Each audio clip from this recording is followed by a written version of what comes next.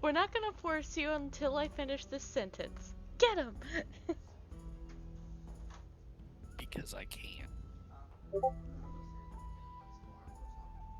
His alarm did go off. My Hero Academia in 5 minutes. Okay, I'll watch that after this. It's hilarious. Doesn't make... whatever. Whatever. What do you say?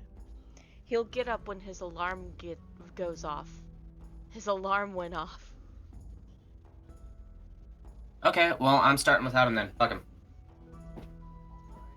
That's fine. So, what does everyone remember from last time? I Pop got quiz. roasted. Yeah, we made fun of Castron. Okay, I mean, like, actually story-wise.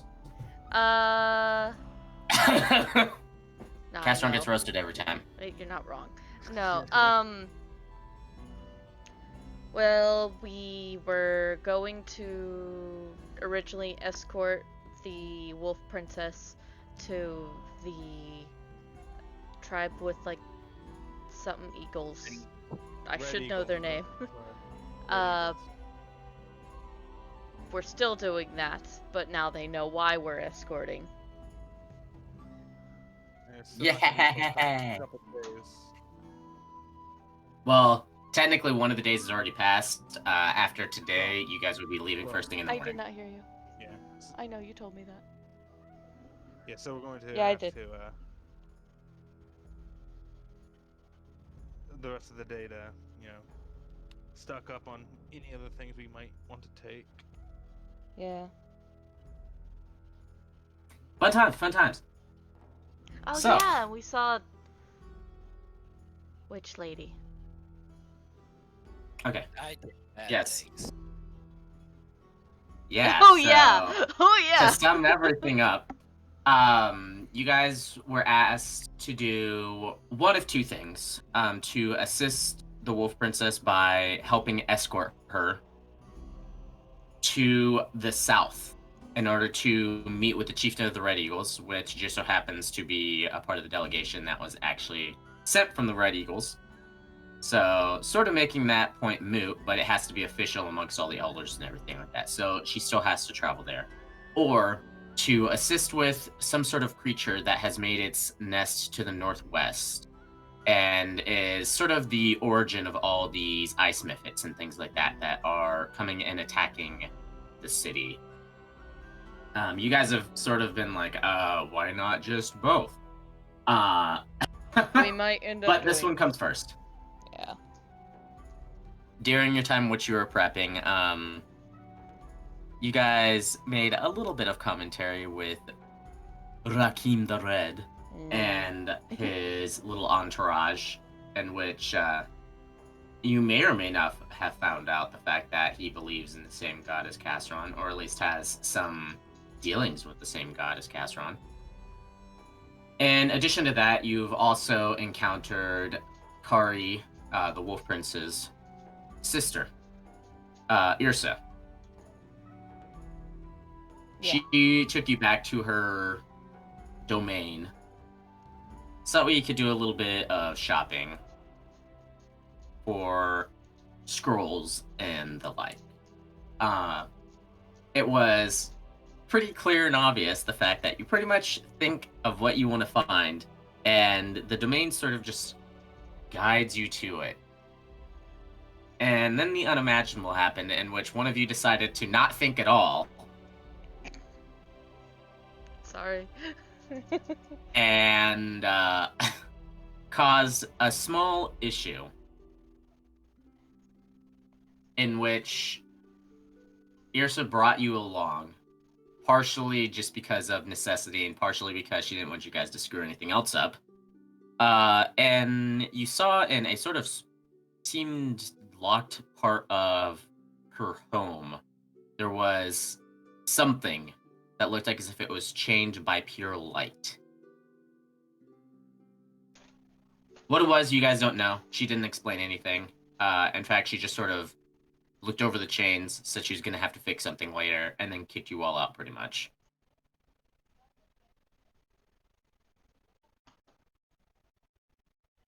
In addition to that, you guys happened upon the meeting between Rakim and Kari, in which Rakim pretty much was sort of pushing Kari a bit into a corner with knowledge of the reason why she wanted to travel there. And there seems to be a couple reasons why this sort of alliance is kind of being forced on to Kari, but you don't know the particular reason as to why.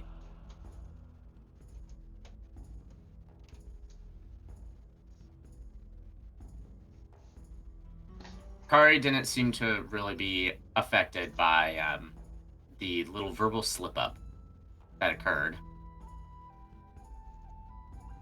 on the side of you guys. She seems more concerned with other things at this point in time. It is now a day left until your preparation to leave towards the south to the tribe of the Red Eagles is actually complete. You've pretty much purchased a few different items of use here and there, but you still have another day in which you can gather supplies or information or anything else of your choice. At this point in time, it is pretty early in the morning,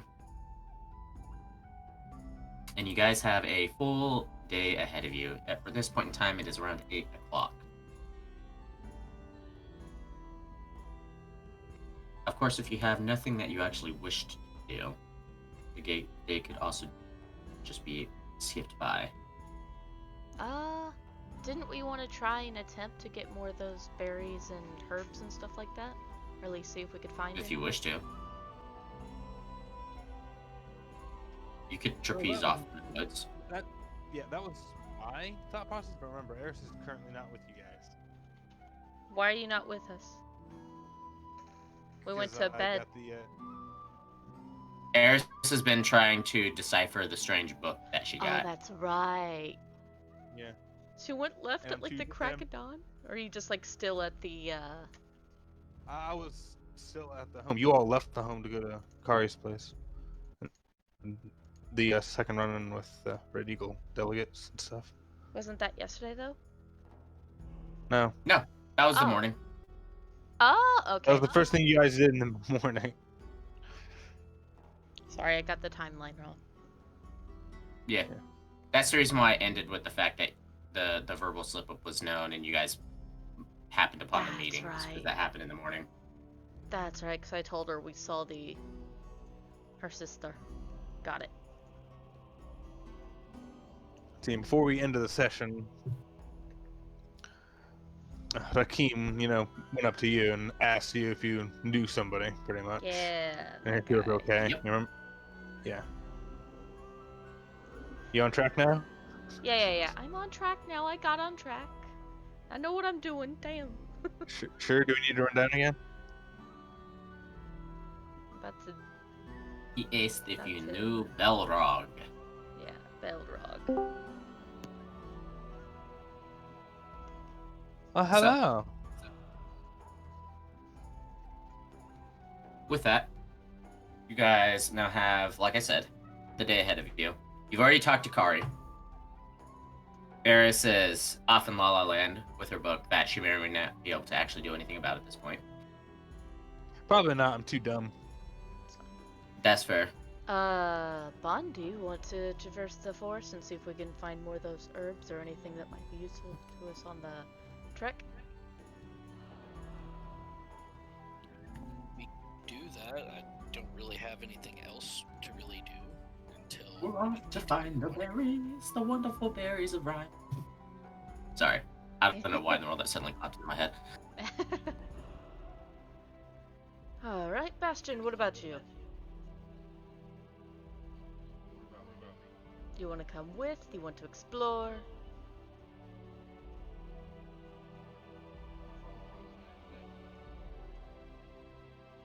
Very well. Okay. So, you guys skip out of town and head off to the east into the Rimwood. telling no one or nobody of your intentions. No, I'm joking. You're actually asked by the people that are sort of patrolling the walls. No one is standing like at the like actual gate. They didn't really even have a gate. It's more just like the walls are like about like 10 feet apart from each other, and they just like go around and then are like 10 feet apart. It's like two separate walls pretty much. There's not even really an overpass to where they'd be able to go to the other side. Mm-hmm. But yeah, as you're leaving, one of them just hails you. He's just like, "Ho! You're one of the Wolf Princess's guests. Pray tell, where are you going?" Just stroll through the forest, see if we can collect any supplies. That seems like a dangerous endeavor, but if you wish.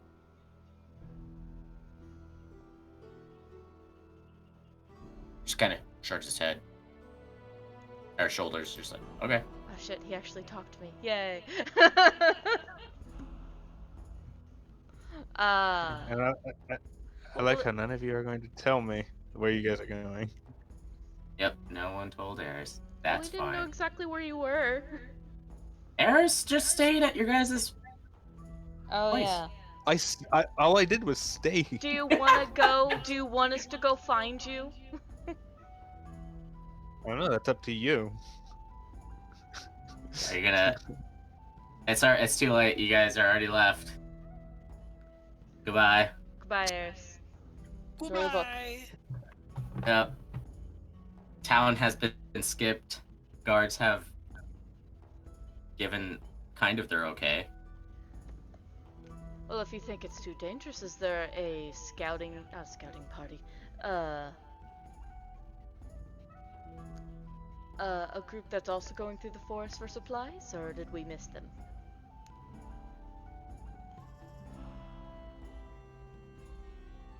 He doesn't answer you. That's fine.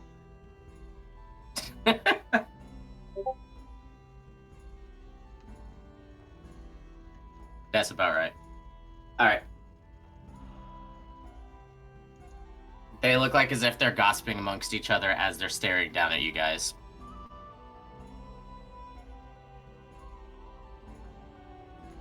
Alright. But, with that out of the way, you guys make your way east. Into the woods. Roll me survival check.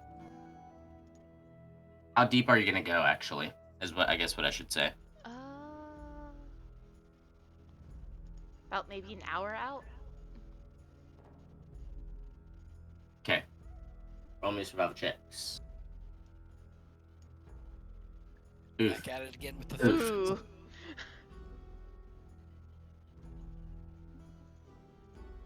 Alright. That's some rough survival. Fuck, it's cold. That's some rough survival. Good job, Bastion. You guys walk out of the town and realize the fact that even though it was cold in the town, it wasn't as cold as it is now. And at first you're just like, oh yeah, I could totally do this. I could do this.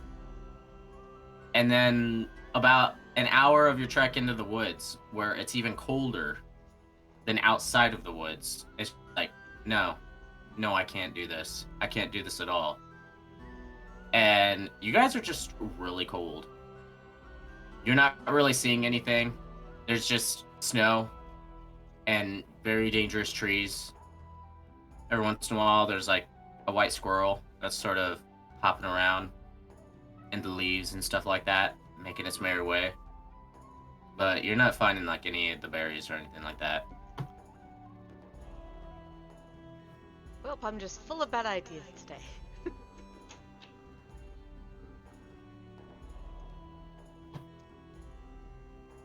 At this point in time, it's like around 9:30.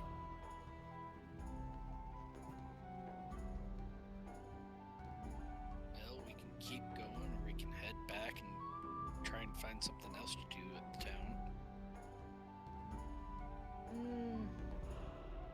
It doesn't really matter to me. How many of those berries do we even have left, or do we even know? I think Eris is the one that has the berries. We say this and it just clicks in our head, just like, ah, shit, we forgot Eris. Oh, Bon has some? I have 2 pounds worth. Actually, it seems Bond was just holding all the berries. I don't have any in my inventory. I have Okay, 6 I thought rhyme for some reason I leaves. handed that to you. Oh, and I do have a half pound of the berries. Okay. So like 2.5 pounds overall. And then 9 rhyme leaves. Yeah. Apparently, I used up all the deer meat I had too. I have 25 pounds worth of deer meat.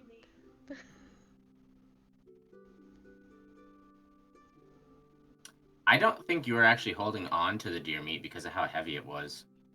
I could. We split it. I was No, I was holding talking on about to Eris. I was holding on to a little bit. Yeah. I just didn't remember when I used it all. Is all. Yeah. Anyways. We could So what do you a guys bit of gonna a perimeter circle around and maybe then head back. It's really fucking cold out here. I want to do a perception, make sure there's like wildlife still chirping around. We did see a squirrel, but I want to make sure.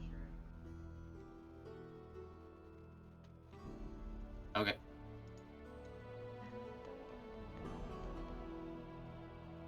Where the fuck is my perception? You're in alphabetical order. Yeah, I literally said that there was like squirrels and stuff like that hopping around. Yeah, there's wildlife. Okay, just see if like anything would pop out. Okay. You only went an hour into the woods. Yeah. You're not deep into these woods at all. It took you several days to traverse across this, so Yeah. Yeah, why not? Let's go a little bit deeper, then I guess we can head back. Or circle around.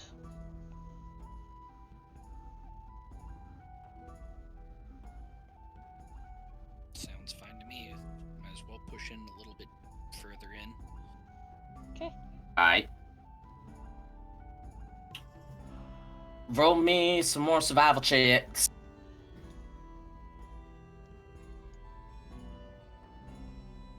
Not doing great at this.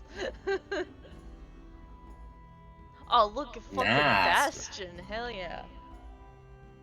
So, Casseron, for you it's cold, and at first you were kind of like trying to refocus your mind onto things, but then you realize the fact that like through the trees every once in a while there's like a small snowflake that falls down, and you realize the fact that, well, it's not the Reaper's breath. There is seemingly a snowstorm that might be on the way, or at least it's starting to snow from the looks of it. It is getting a little bit more windy, things like that. You're hearing the clacking of the icy trees. Bon, Bastion, you guys are sort of starting to notice this, but it's not as pertinent to the two of you at this point in time. Bon, you're more focusing on the potential hunt. Bastion, you're just doing robot things. Now, as you guys are going through the woods, you do notice the fact that it's not that there's a strange lack of animals, but more the fact that there's not very many animals within this depth of the forest. It doesn't really strike you as odd, though. It's pretty well known through history and things like that, that generally villages, towns, and stuff like that are on the edge of forests, usually the first, like, mile or so into the woods is generally pretty well harvested and hunted, you're not likely to find much in the way of bigger game or rare herbs and things like that, unless in a very unlikely location or a place that's often looked over. Generally, the only place that would really be looked over are the more dangerous places of the Rime Woods, which are more to the southeast, sort of in the direction in which you guys kind of came from the Winter Wolves' Den.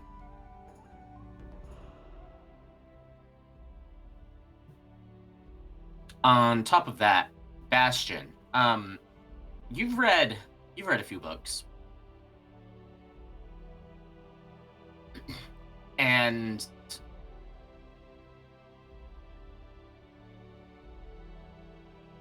you do know that in cold places like this,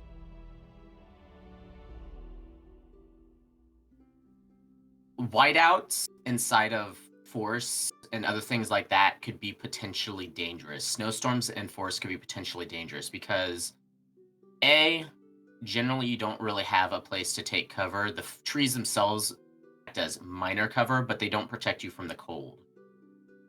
And B, because of the snowstorm itself, it makes it very difficult to see, which means the fact that you could very easily get lost. And there have been cases of people who are traveling on mountains in the midst of storms or through forests in the midst of storms such as this that have gotten lost and were never heard from again. You have a feeling that it might be a very good idea to turn back around and head home before the storm actually fully sets in. I say that.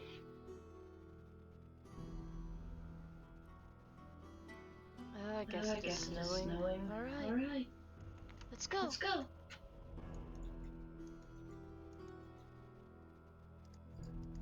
I guess while they're out, Eris will continue to do her best to decipher the book. Oh, not book documents, because it's not a book. Yeah. So I'm guessing that's going to be rolling 2 then. By the time that they actually get back, it's going to be close to 12, so I would actually roll 4. Unless you plan on doing something else in the intermediary of the other 2 hours, which of course you can if you want.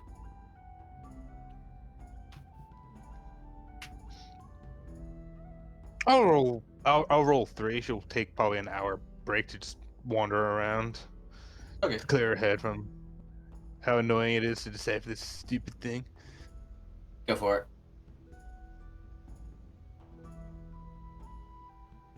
You're working on this, and by the gods, it does not feel like as if you're really making any headway whatsoever. The book itself, oh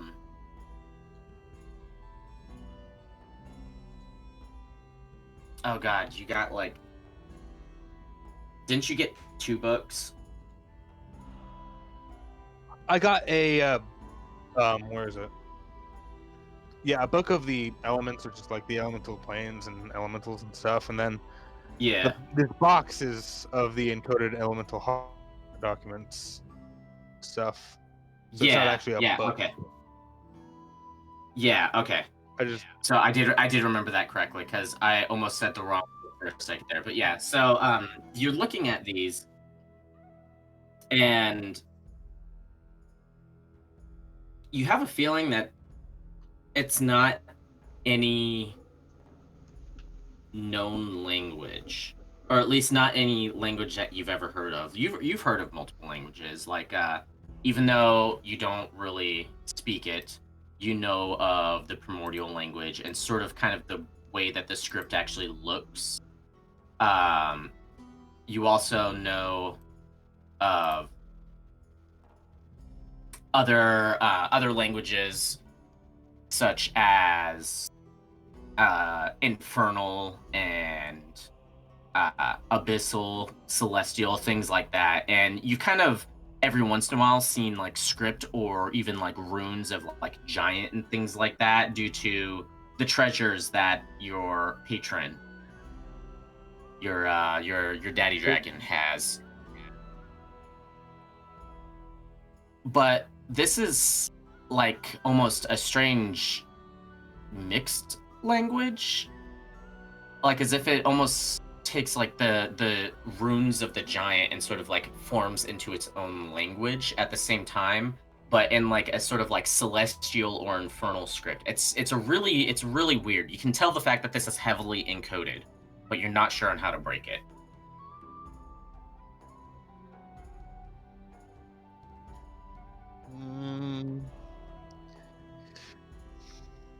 I need someone with smarts. You're not gonna find that in this group. Bastion sort of, but yeah, Bastion's probably the That's smartest one in the smart. group right now. Yeah, it's because Fate's not here. This kind of sucks that he's not here, actually. But oh well, she'll put the documents away, put it back in her bag, and just stroll around the village. Then, for that remaining hour. All right. Roll me a percentile.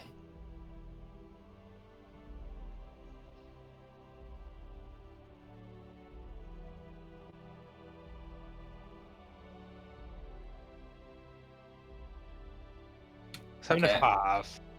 So, as you head out, at this point in time, it's pretty much around 11 o'clock. You haven't seen heads nor tail of the rest of your group since they left this morning. And Oh. as you're wandering around, you see the fact that there's some pretty hefty sized flakes that are falling from the sky. The sky is like completely gray. There is sort of a hustle and bustle about, looking like as if they're preparing for something. You see that they're the like sort of militia of the town village. Seems to kind of be moving in like groups of 4 around, and they seem to be like all moving towards the center of the town. And as you're wandering through, you kind of make your way there, and you see that they seem to be taking these strange blocks that are sort of black with these weird red lines that seem to be like pulsing with energy going through them. And they look like as if they're sort of like building a small monument of sorts or something along those lines. They're taking like 10 of these blocks and they're like kind of all sticking them there. And you see the fact that these people that are doing this are pretty much like all shirtless and wearing like shorts and only have really the gloves and some shorts on as they're doing this. Even the women, like there's like 50 people that are all working together with this thing. These blocks are kind of sizable.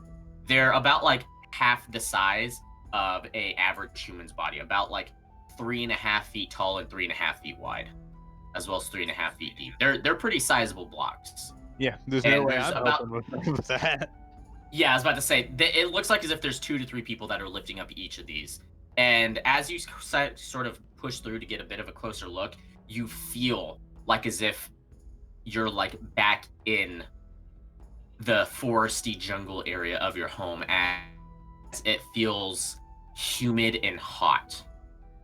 Really, really hot, actually. It feels like as if it's close to like around 100 degrees sort of hot. And it brings you back to thinking about something that Kari said, and the fact that the reason why the village is sort of warmer than the rest of the area around them is because of strange devices that they found in the abandoned capital city to the northwest. And you're thinking that you probably have just seen what these items are. Yeah. Those must be the items Kari mentioned. Can't really fully make out what in the world exactly it is that they're saying, because they're pretty much all speaking in like primordial. But it looks like as if they're sort of preparing, and you can kind of guess that it probably has something to do with the snowstorm. Yeah. Seems like they're piling them up in preparation for the snowstorm. But I don't know what shape it's gonna take into. Or is it just gonna be a random pile?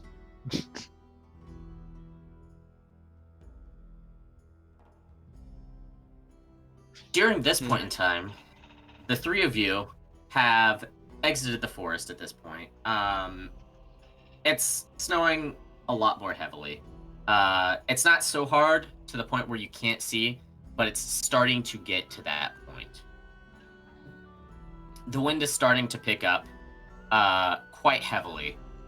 It's a little difficult for you in particular, Casseron, due to you being sort of the smallest of the group, in order to actually like make your way through, headway through the wind, as it's sort of it's about like 25 to 30 miles per hour wind right now. Oh, It's God. pretty heavy wind.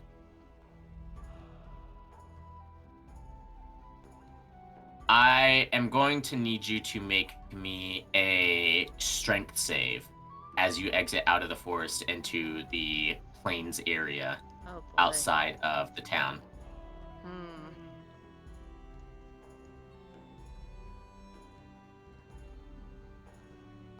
Horrible. So you step out, you hear like the whistling of the wind going by, and the trees are sort of like shaking back and forth pretty hard right now on the edge of the woods more than anything else. And as you step out of the forest, you're feeling the wind, and then all of a sudden your foot almost just gets swept out from underneath you as you feel the wind sort of like pick you up for a second, and it pulls you like half a foot away before like you hit the ground again, and you have to dig into the snow in order to stop yourself from getting blown away. You're able to, but you have an idea of the fact that it might be a little bit difficult for you to make your way back to the town at this point. Guys, you mind helping me? I almost got blown away, literally. Glad I didn't go out there. Bond will just move over, grab a hold, and either push or pull. Okay, so doing this, Bon, you're starting to feel the full effects of this wind as well. It's not as much on you, and you were going to have advantage on your strength saves, but assisting Casseron means the fact that you lose advantage, and Casseron, you will gain advantage. I'm sorry. You both will have to roll me 3 strength saves. Okay. As you make your way back to the town. Village, whatever.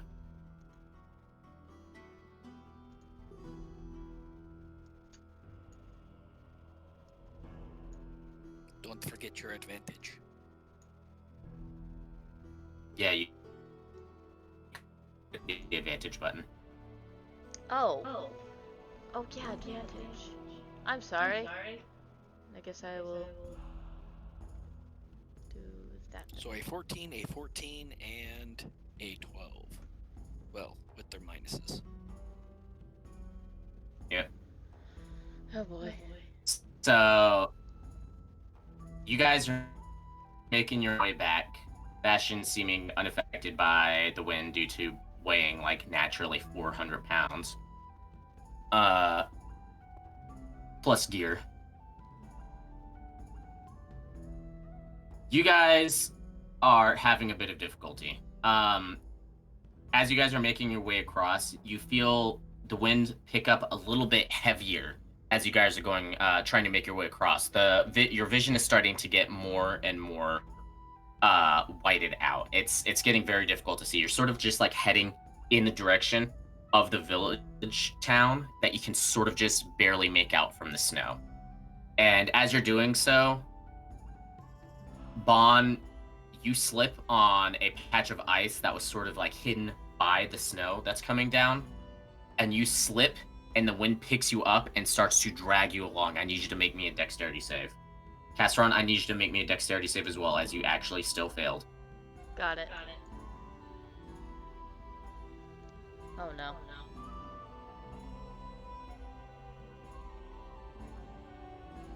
Bond, you're barely able to, like, scrabble for purchase beneath the snow, and you feel like as if your claws are sort of digging into ice as you hear and feel, like, the scratching across the ice as you're able to find purchase. But you've been blown away about, like, 15 feet thereabout. At this point in time, though, you had to let go of Castron in order to actually stabilize yourself. Castron, you are still being blown back. You have to make me another dexterity save with disadvantage. Got it.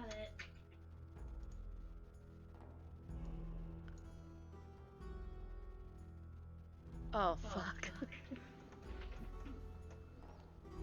Okay. Bye, cleric. I know. Is this where we lose Castron? Castron, you're getting like blown across, and you're sort of hitting. It looks like as if it's flat snow, but the snow is coming down harder at this point in time, and it's actually starting to cover the plane itself. And you're hitting like rocks as well as trees, and you kind of like are able to grapple onto a tree a little bit in order to stabilize yourself, but it is very, very difficult for you to see at this point in time. In addition to that, you take 13 points of bludgeoning damage. Ouch. Bastion, stay here. I'm gonna go collect Cass. You are going to have to make me a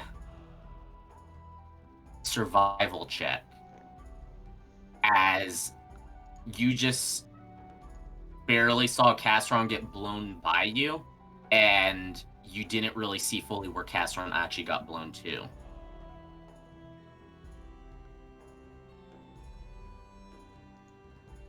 So you're sort of like crawling across the ground as you're trying to like use your claws a little bit in order to keep purchase, and you're sort of like you're kind of like almost like a leopard at this point, like kind of slinking through the snow, and you're able to find Castron sort of like latched onto one of the trees, groaning in pain, looking a little bloodied up.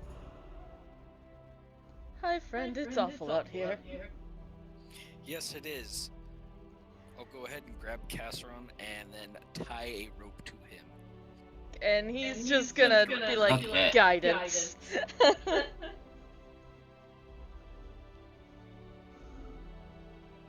Okay, so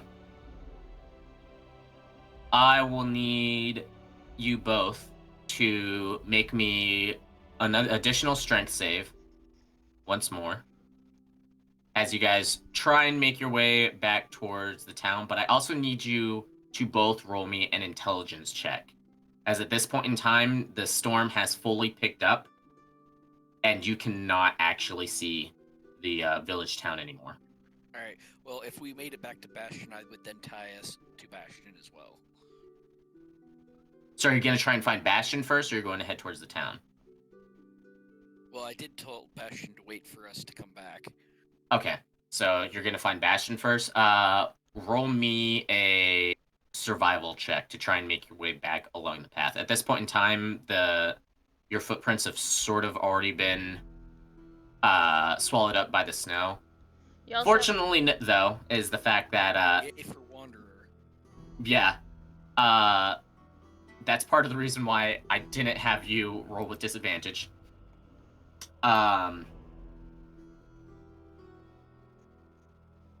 You're used to strange geography and things like that, and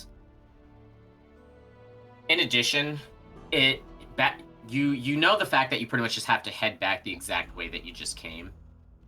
It's a little bit difficult. The wind's sort of like blowing you like here and there as you're trying to make your way back, but I mean, Bastion didn't really move, and so you make your way back to Bastion.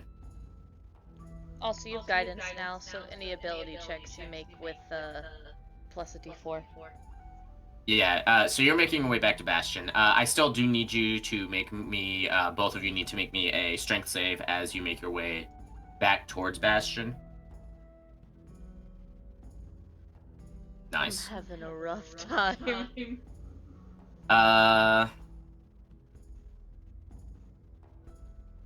Oops. Wrong button. Was that.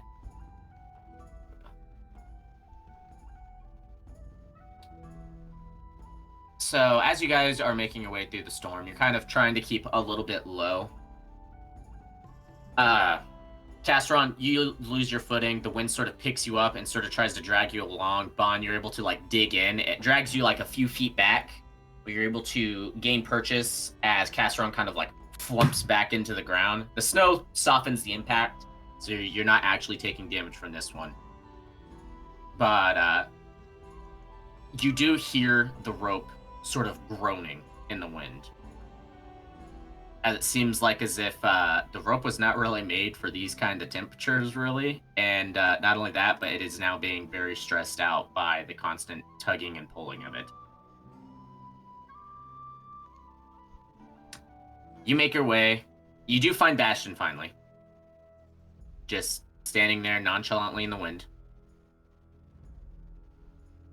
Yay. Yay. We've made it back. Robo bro. I wave. Thank you. Bastion's just, unaffected by this. He's just like, what lovely weather.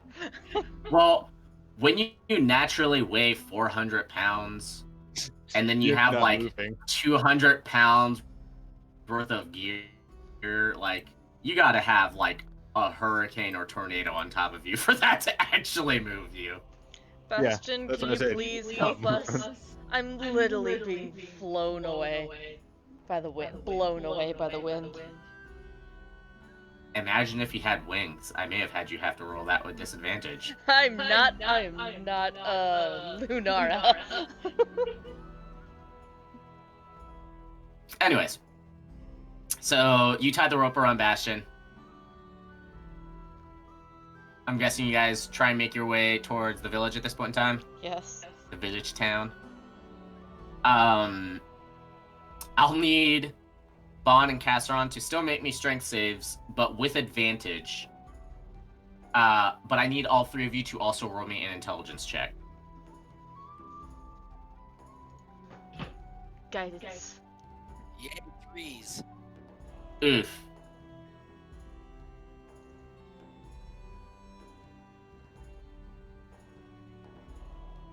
What the fuck is intelligence?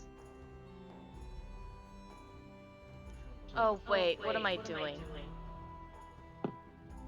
Boink. Vantage. Blink. All right.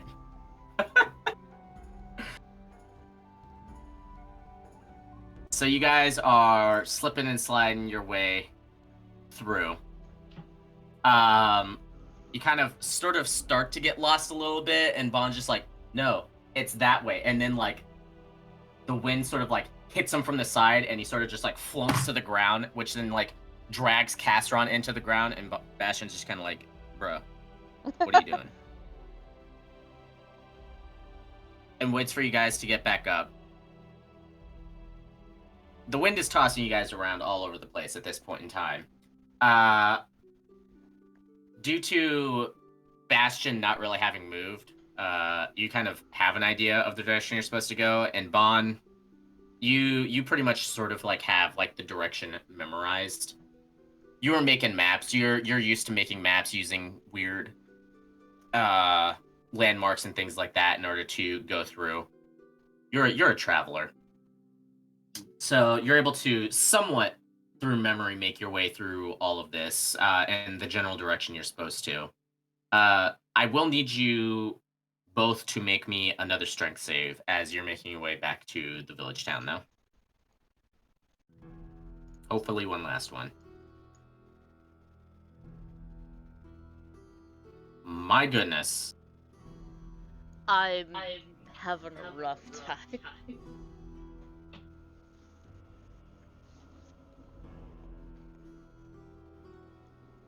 You guys are making your way through. Casseron, you're slimming and sliding all over the place. It is freaking cold right now. Like, absolutely frigid. On top of that, the wind seems to be picking up slightly more than before. The storm is now in full swing at this point in time. You can't see really anything at all. Casseron, you slip. You hear barely over the groaning of the wind. The ropes start to fray, and it snaps. Vaughn, I need you to make me a dexterity save. Or dexterity check, I mean, my bad. In order to see if you can catch this rope. Or at least the remnants of it.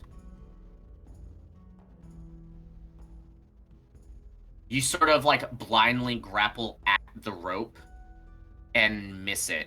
Casseron, I need you to make me another strength save. This one you will not have advantage on. Cass. I'm having a rough time. Goodbye, God Cass! fucking damn it! You start to get blown away. I'm not quite literally. As you're doing so, you hit something.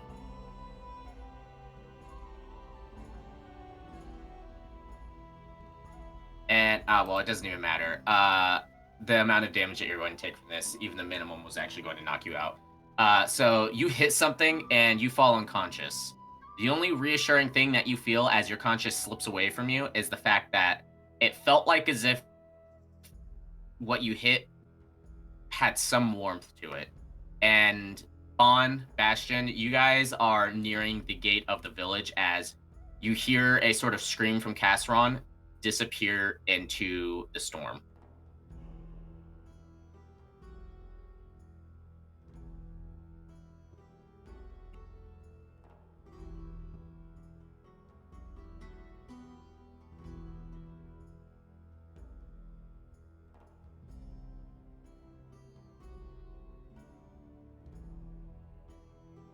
So what do you guys do? Guess I'll detach myself and try to go find him.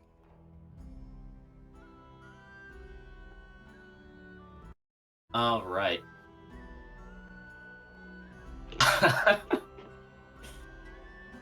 I will need a survival check. As well as a strength save. Oof. You are trying to make your way through this.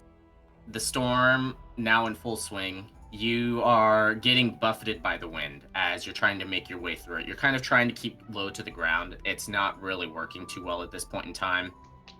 You feel like as if part of the snow is partially frozen, and you feel the stinging sensation of ice sort of like trying to almost like cut through your fur into your skin. The entire storm feels like as if it's like sort of like slowly freezing and like kind of slightly cutting away at your body. It feels very, very uncomfortable. You start to slip through the storm. I need you to make me an intelligence check to make sure that you don't lose your way.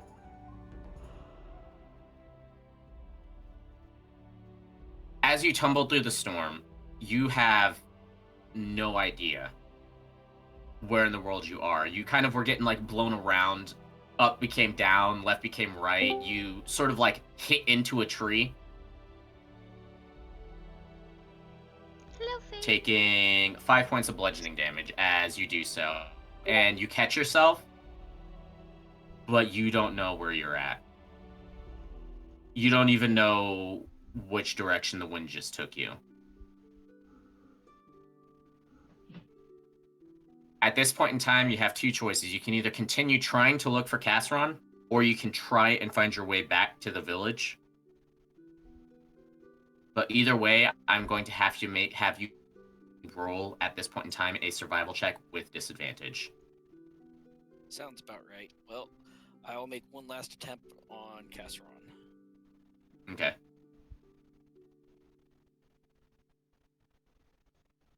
Roll me another strength save as you try and leave the trees. A protective embrace. Or more like you protectively embrace the tree. You steel yourself against the wind. You're able to find some purchase. It's more and more difficult as you are staying longer in this storm. You are looking around for Castron. You're calling out. You feel like as if the storm is not only muting your own words, like you can barely even hear yourself over the wind at this point in time, but any sort of tracks that may have once been around this area are completely gone. You have no idea where in the world Castron may have gone. You're not even sure if you're heading in the right direction. For all you know, you're heading back into the Rhine Woods at this point. Though you know that's not the case, because then the trees would have been giving you a little bit of cover. But yeah, you have no idea where Castron went.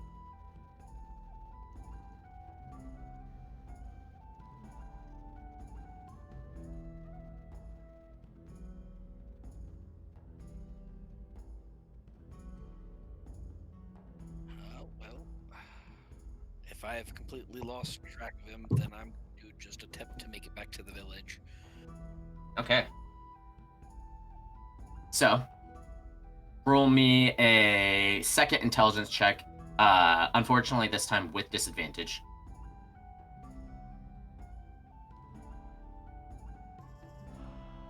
Oof. You sort of go ahead and roll me a strength save as well. You're sort of getting blown around by the wind at this point in time. I need you to roll me one last set of dice for this sort of encounter. I need you to roll me a percentile.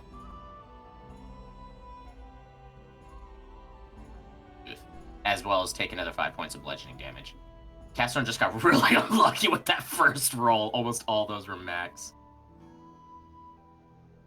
You spend around, at this point in time, another hour, as far as you can tell, wandering through the storm, and you have no idea what direction you're heading in. You thought that you might have been heading in the direction of the village town, but it's been an hour sort of getting blown around by the wind, heading in different directions, trying to make sense of where you're at, but you cannot find it. You have no idea where you're at. Great. At this point in time, you sort of have an inkling in your mind that it might be a good idea to try and find or make some sort of cover and just try and wait out the storm.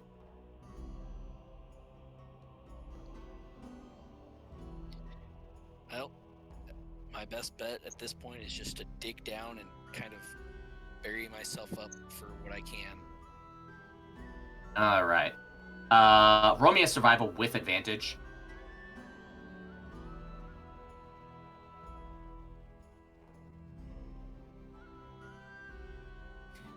So as you finally make this decision, you sort of just, instead of really trying to find any sort of specific place, you just look for a place in which you can pretty much dig into the snow, kind of like partially block off the entrance, try and keep some warmth, and wait this storm out as you finally realized that you're not going to make any sort of headway by trying to attempt through this.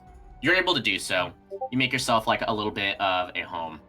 Bastion, Eris, Casseron, and Bon do not return.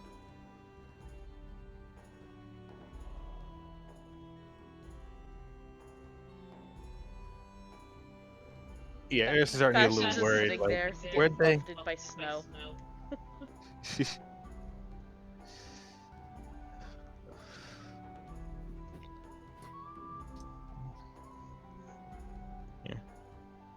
Yeah, Eris would, ask around, but she knows the town's people will not talk to her. So she's... Are you asking about, like, where they went? No, I said she would, but she knows the town people will not talk to her. Oh, okay. So she's not going to. So she's just pretty much going to say to herself out loud, wondering where they are. Roll me a percentile with that. And during this point in time in which you kind of have been like waiting around for them, not really knowing what in the world's going on, you have noticed the fact that they've sort of finished their weird construction of these blocks. And the tower itself seems to be about 10 feet tall. And it's just like straight up. Just straight up. And the snow itself seems like as if it's like kind of turning into rain as it enters in like the village area. And the rain, it's really cold still. Like the rain itself is still really cold, but it's not freezing, and all the snow around the village is sort of like getting melted off of the village town itself. People are still like kind of like bundled up a little bit, but you see the fact that it's a little bit lighter than what they were wearing before. But you do see that there are some of the militia and stuff like that that are making their way out of like the center area in sort of shifts of about like 30 to 45 minutes, looking like as if they're protecting the tower itself.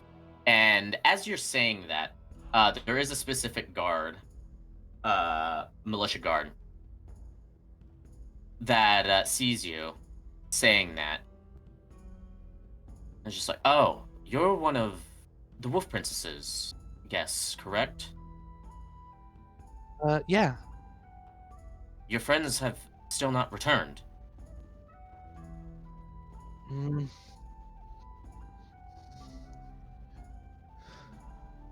I wonder why I'm sure they should have noticed a storm starting. At least spawn, anyway. If they have not returned by this point in time, they may very well be stuck in the storm. They left hours ago. Sometime in the mid-morning, as a matter of fact. Mm. All we can really do at this point is just hope and pray the fact that they found a safe place to wait out the storm. It's a little too dangerous at this point to actually try and search for them. Mm. You're right. Nope. You're right. He is kind of looking at you. He looks like as if he's looking like he kind of has like this aura and like way of talking, as well as look like as if he's like talking to a child, and you see the fact that he looks concerned, like as if he's thinking, oh god, this child is going to be impulsive and do something stupid kind of look on his face. He looks like as if he doesn't really fully know how to word it, but it looks like as if he's trying to convince you to not go look for them. It is pretty obvious on his face.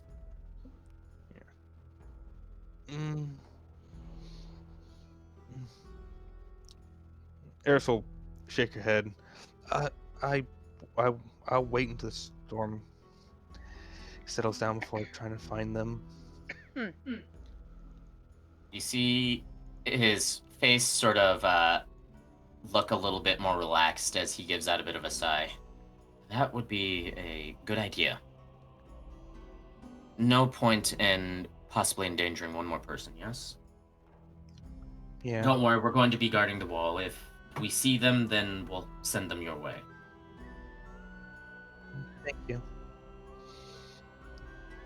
This guard in Honestly, I'm particular worried. is another Ganassi, but you can tell you've met a Ganassi at least. But you can tell the fact that this one, Oh, sorry. you can tell the fact that this Ganassi is an air Ganassi. They sort of have like this weird like bluish skin, but you know the fact that from what you've heard from some other Ganassi that you've met, the fact that water Ganassi generally have really like kind of like bluish tinted skin, but they generally have like ice or water in their hair or on their skin like constantly. And this one, even though they kind of have like that bluish tinge of their skin, they do not have the stereotypical affliction of the water. And so you're pretty certain that this is probably an air ganassi that's talking to you, which you know the fact that the air ganassi are generally more flighty and talkative than most other ganassi. Besides fire ganassi. Those ones are brash and hot-headed. Yeah.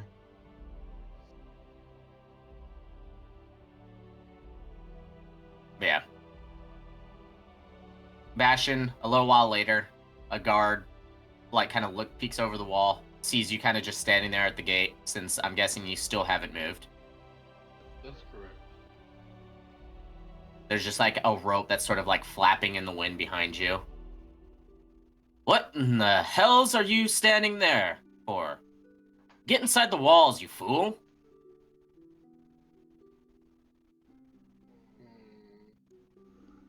I do so. The guard comes down from the wall. You're another one of the Wolf Princess's guests. Your little elf friend was looking for you. I'd suggest you go and talk to her. Do you know where the rest of your people are? Nope. Kind of looks towards you, and then, like, looks towards the rope, and then looks towards you, and just kind of, like, shakes his head. You see a slight look of disgust on his face. He looks like as if he drew his own conclusions to whatever the heck it was that happened. There wasn't really anybody on the walls to actually see anything.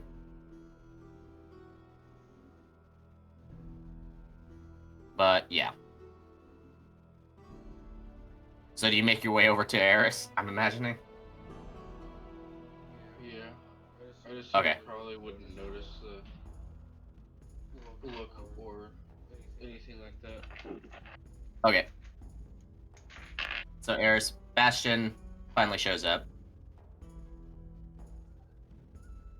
Bastion, A you rope. made it back. A rope tied Why around the his others? waist. One part of it looking like as if it kind of like froze/frayed away and broke off.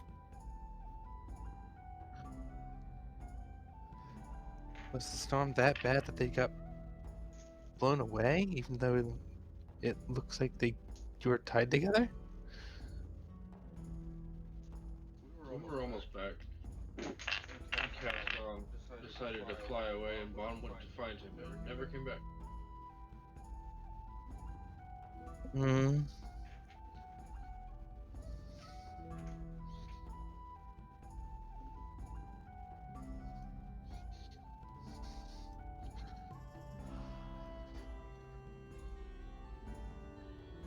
I know if I were to go out there, I'd be just lifted up into the air and probably fall to my death. Reverse gravity. Basically. And I won't be able to do what I did with Lucilla and turn the ship upside down. Yeah, no, right. So it is at this point in time 1 p.m.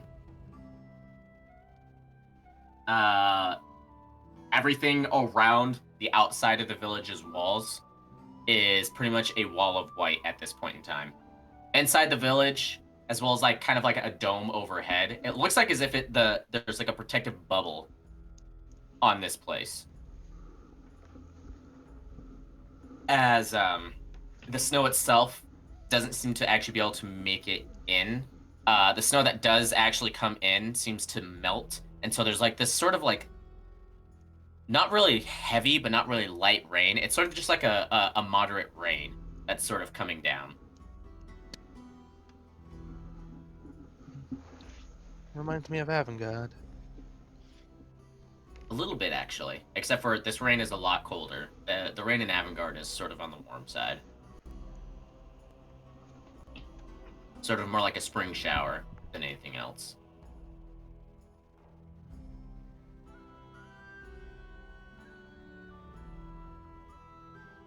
So, you do have some more time that you could spend doing other things. I'm not really sure what either of the two of you would wish to do.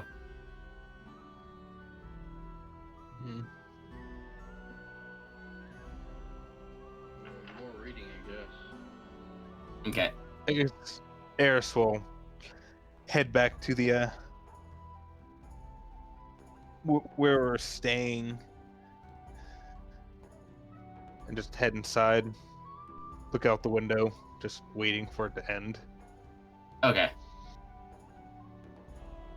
So,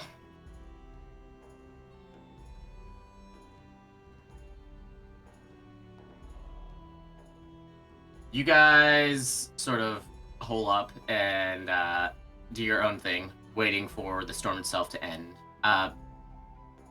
Bon, I need you to roll me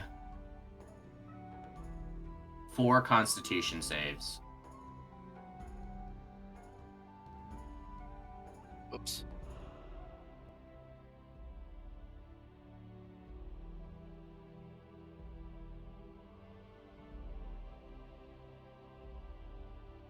Okay.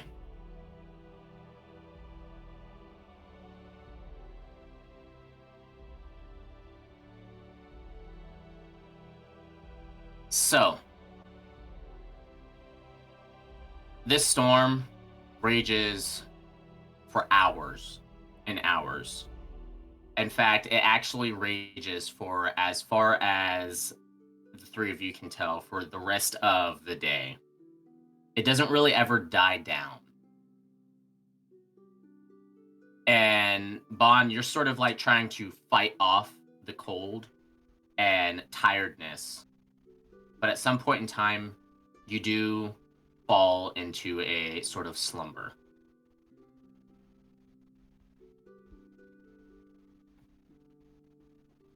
Eris, Bastion, you guys take a rest as for the entire day this storm goes on. And you guys wake up in the early morning.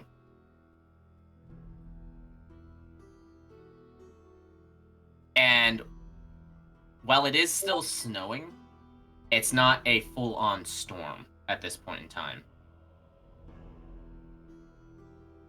Bon, you wake up with 1 point of health left, as well as 2 points of exhaustion. Yay. Castron, we'll get to you later.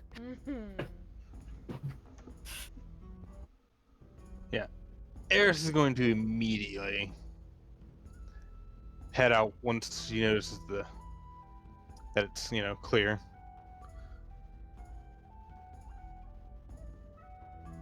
It's still slightly snowing, but it isn't a full-on snowstorm. There's like just small flakes, and it's just slowly coming down. But it's okay overall. No longer the whiteout conditions it was the day prior. As you head out, you do run into Kari, who kind of gives you guys a smile, and then seeing the fact that it's really only like you and Bastion, Eris kind of looks a bit confused. During the other two still asleep. They were caught up in the blizzard last night. They didn't make it back. I was going to go out and find them.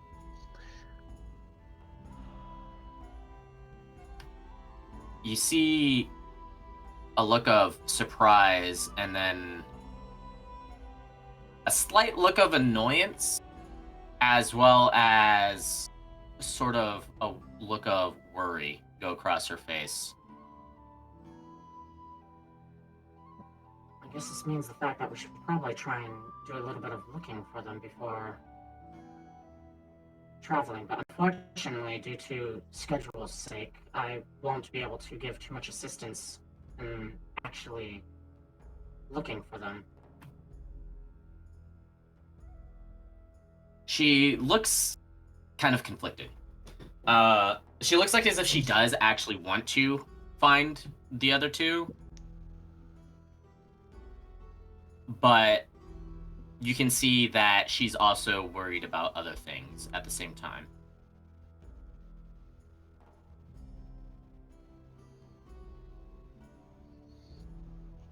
Vaughn, you dig your way out.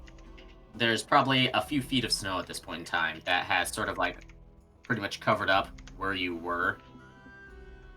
You didn't realize. God, fresh air. The air was starting to go a little stale.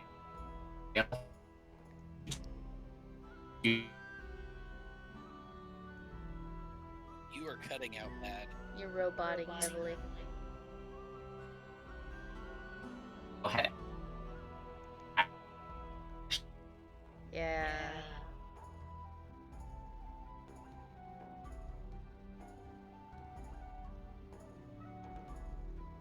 The last real clear thing I got was it being stale. The air being stale. Uh-oh. Oh, that's weird. What in the world? No idea. It just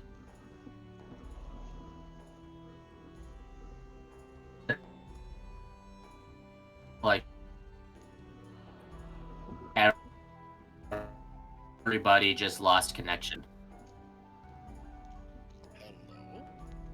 I'm still here. Is everyone I'm here. I'm Now? here. I'm here. I've been here since the dawn of time. Good job. Awesome. Welcome back, Elijah. Hey,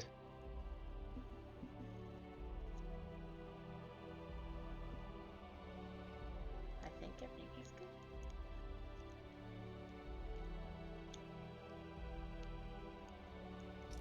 You've missed some fun stuff. I may be dead. Probably not. Who knows? yeah, you're escaping a tree.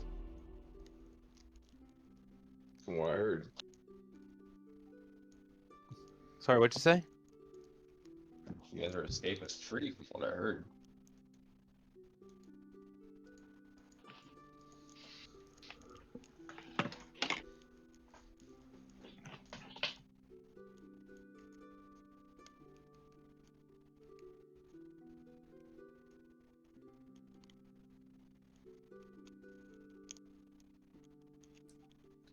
Yeah, you missed me getting my ass kicked by a bunch of methods a few sessions ago. What the fuck?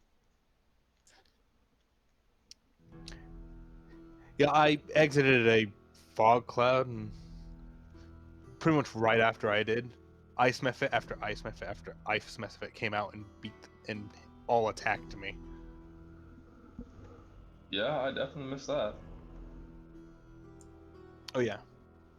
I'm surprised I didn't go down, honestly. I went down.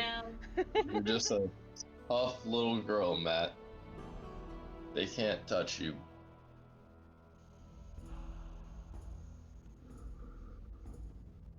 Uh-oh. Uh-oh. Yeah, I am somewhat bulky, but I know Fate's actually about as bulky as I am now.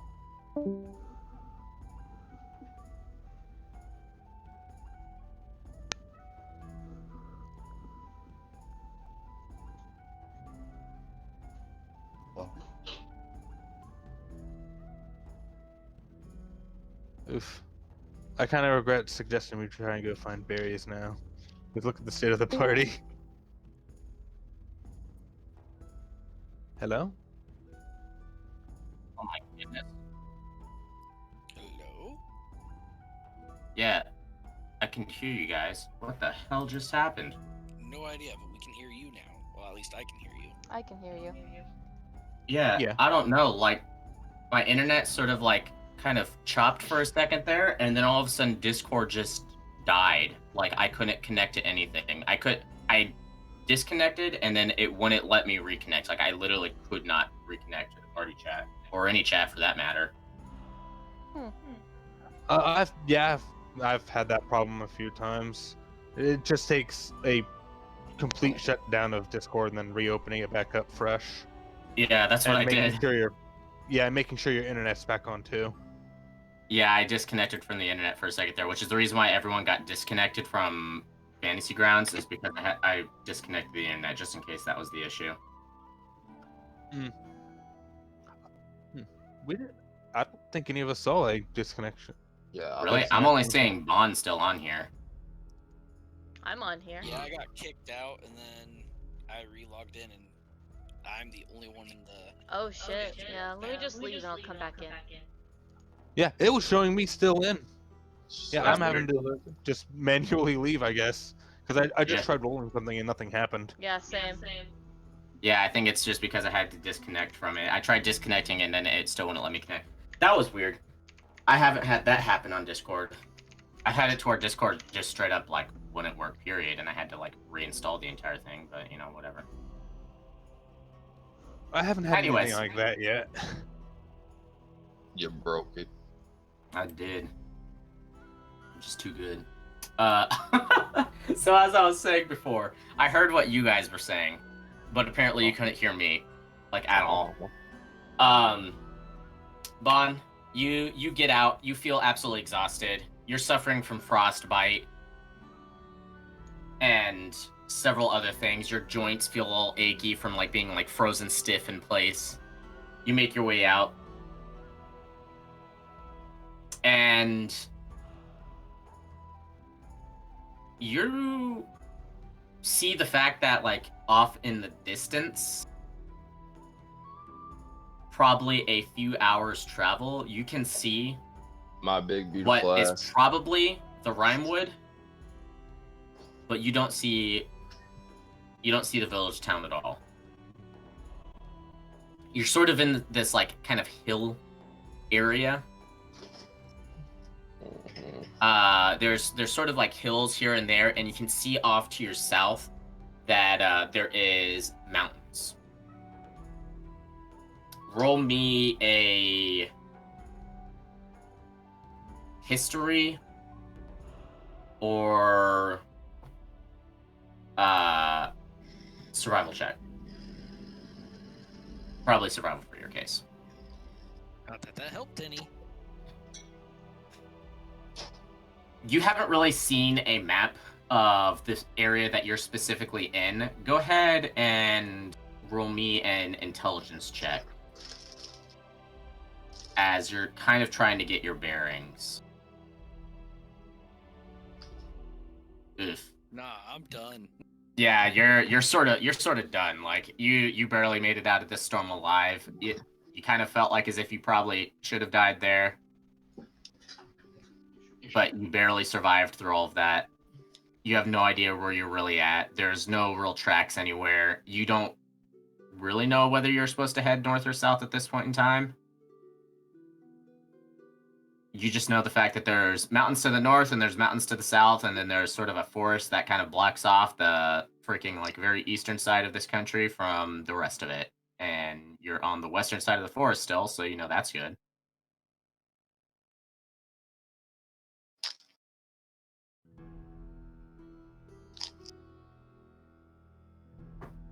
Besides that, Yeah, my best Bastion. bet is to move back towards the forest, I guess.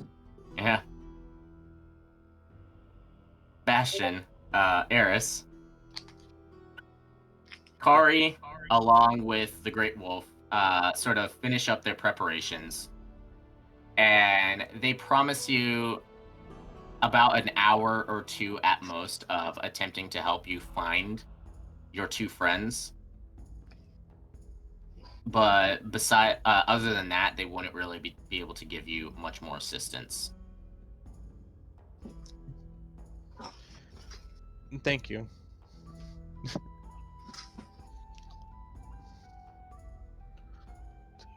It was the eastern quote gate that they went through, right? Because that's towards the forest. There are two gates. There is a gate on the southern side and a gate on the northern side. The gate on the northern side kind of exits out towards the northeast, and the gate on the southern side actually kind of exits out towards the southwest. So you actually kind of have to partially circle around the wall in order to actually head towards the forest. But yeah, they exited the southern gate. Okay, I'll head down there. Because I'm pretty sure, she would know that. Most likely where they went to, because probably, anyway. Yeah.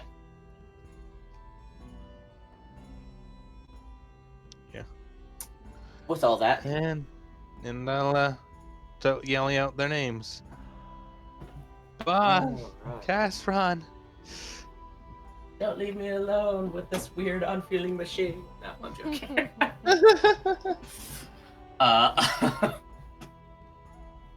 So, you guys are making your way. Sort of skimming along the woods and all of that. The Great Wolf sort of disappears into the woods itself during a lot of this time. I need you to roll me survival checks. I'll roll a couple for them as well. Oh, God. Okay, that's a lot better for that one.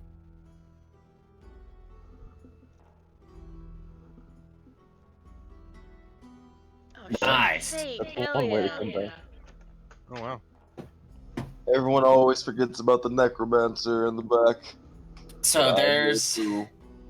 two nat 20s on your side and one nat 1. I won't tell you who got the nat 1 out of the two NPCs. Can I guess? It was the wolf, wasn't it? That's what I was gonna guess. No, actually it wasn't. Aw. Kari, while attempting to help, looks extremely distracted by other thoughts and sort of keeps like staring off in thought.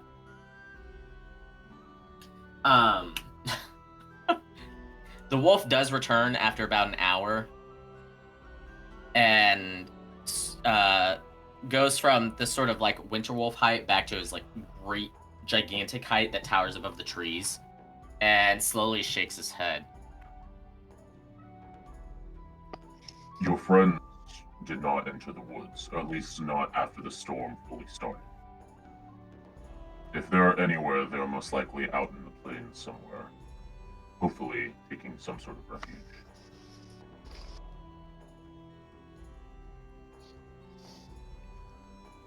In addition to that, with that information, Fate, you have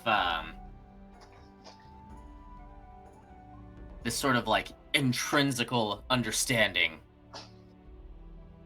of death and the things that are related to it due to your interests. With that, you have a feeling that if you're going to find them anywhere, then it's probably going to be actually towards the south. If they had headed up towards the north, the storm itself sort of had a south westerly wind. So if they were getting blown away by the storm, if anything, then that means that they would have had to have been somewhere to the south. Okay. In addition to that,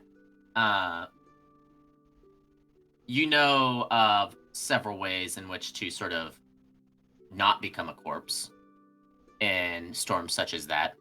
And one of them is to sort of dig into the snow and sort of try and use your own body heat to heat the area up and kind of outlast the cold.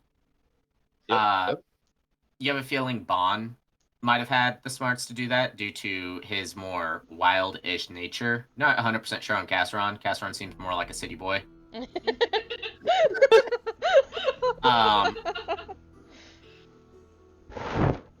But if the two of them are together, you have a feeling that wherever there might be either hill or mountain is probably where you would find them. Someplace where you could actually dig into the snow. Alright. Alright, who am I with right now? Right now you have Bastion, Eris, Kari, the Wolf Princess, as well as the Great Wolf. Right. Alright. I go and tell the rest of the group this. And tell them we should probably head that way. Alright. There's a bit of a sigh of relief from Kari. due to the fact that that's generally the direction that she needs to head in anyways. Upon you mentioning the hills, the Great Wolf is actually the one that speaks.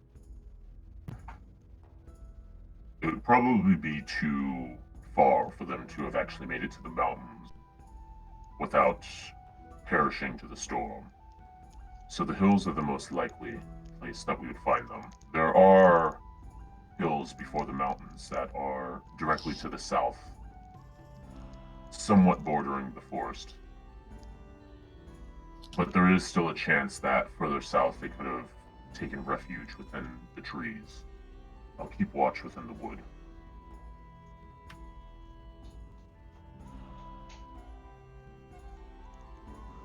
I will need you guys to roll. Yeah. Yeah.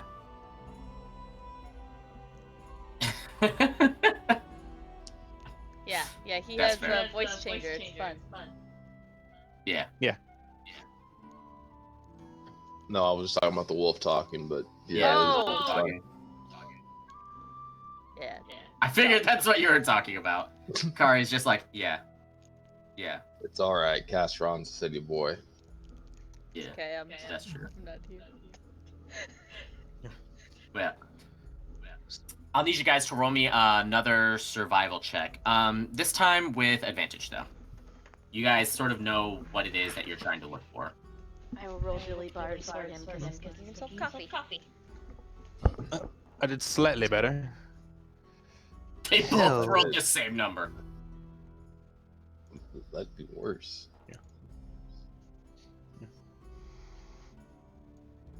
Fate, you've sort of lost interest. You're just kind of like, they're probably not dead, unfortunately. No bodies. And so you're just kind of like going along with your 12, sort of somewhat keeping an eye out. Like, they're still somewhat like party members and things like that, and you could probably salvage their corpse once they actually do truly die, but you have a feeling that they're probably not dead. Probably. Eris, you are keeping an eye out. And as you guys are heading further and further south, Trying to Bond, get my elf. I need you to either make a decision of heading north or south, or you need to roll me a percentile. Because you had advantage.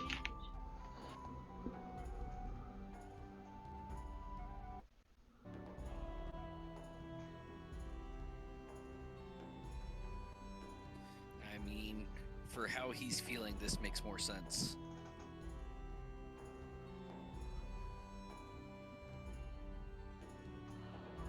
Sorry, I was talking to Dylan. I don't need to roll anything, do I? No. Cool. Okay. So you sort of you make your way over to like the edge of the wood, and you're kind of like exhaustedly looking to the left, to the right, to the left, and then you finally just head towards the left, and you start heading north. You're just like, that's probably the direction I need to head in. Because you do somewhat remember the fact that the wind was mostly blowing you towards the south, so you have a feeling that's probably the direction you need to head in is to the north. But you're not even 100% sure at this point. And you start making your way up the side of the wood. It's about an hour later at this point in time, where Bon, I need you to roll me a perception. Unfortunately, you do have exhaustion, so you will have to do it with disadvantage. I need to remember how in the world to put the exhaustion states on. Oh, fuck. You feel like as if you heard something, but at this point in time, you're like so tired that it kind of more makes you panic than anything else.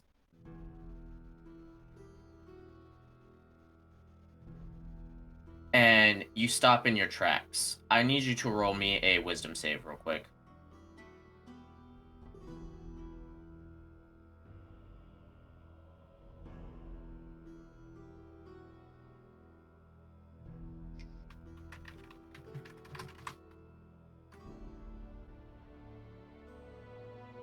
as you hear this sound, unsure of exactly what in the world it was, you kind of, for a moment there, you panic. And immediately you're just like, this is not a good place for me to be. I need to be not here. And you sort of like take cover in the middle of the trees. I need you to roll me one more perception check, but with disadvantage once more. All ability checks have disadvantage, unfortunately. Yeah, and if I'm panicked, I am definitely putting my hood up.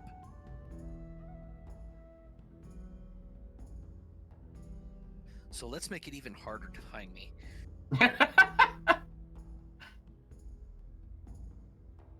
All right. So you sort of like hear this strange noise off towards like sort of the northeast a bit. And it throws you off. You panic. You kind of like hide a bit in the trees, your hood pulled up. You sort of like start trying to like camouflage, keep yourself hidden. Last thing you need right now is to get attacked by something and die. You don't want to die here. And as you're doing so, the hood sort of like falls off your head as you suddenly feel your feet leave the ground. And you panic until you sort of hear a muffled voice go, Don't panic, little one. I'm going to take you back to your friends. Oh, thank the gods. as the great wolf picks you up sort of by the scruff of your neck and starts to like pad out of the forest. I'm not even gonna resist. I'm just gonna let it happen. I'd be terrified, I'm man. with this. You rolled a second natural 20, so that was pretty good on his part. So, Eris, you're still sort of like every once in a while calling out for Bon.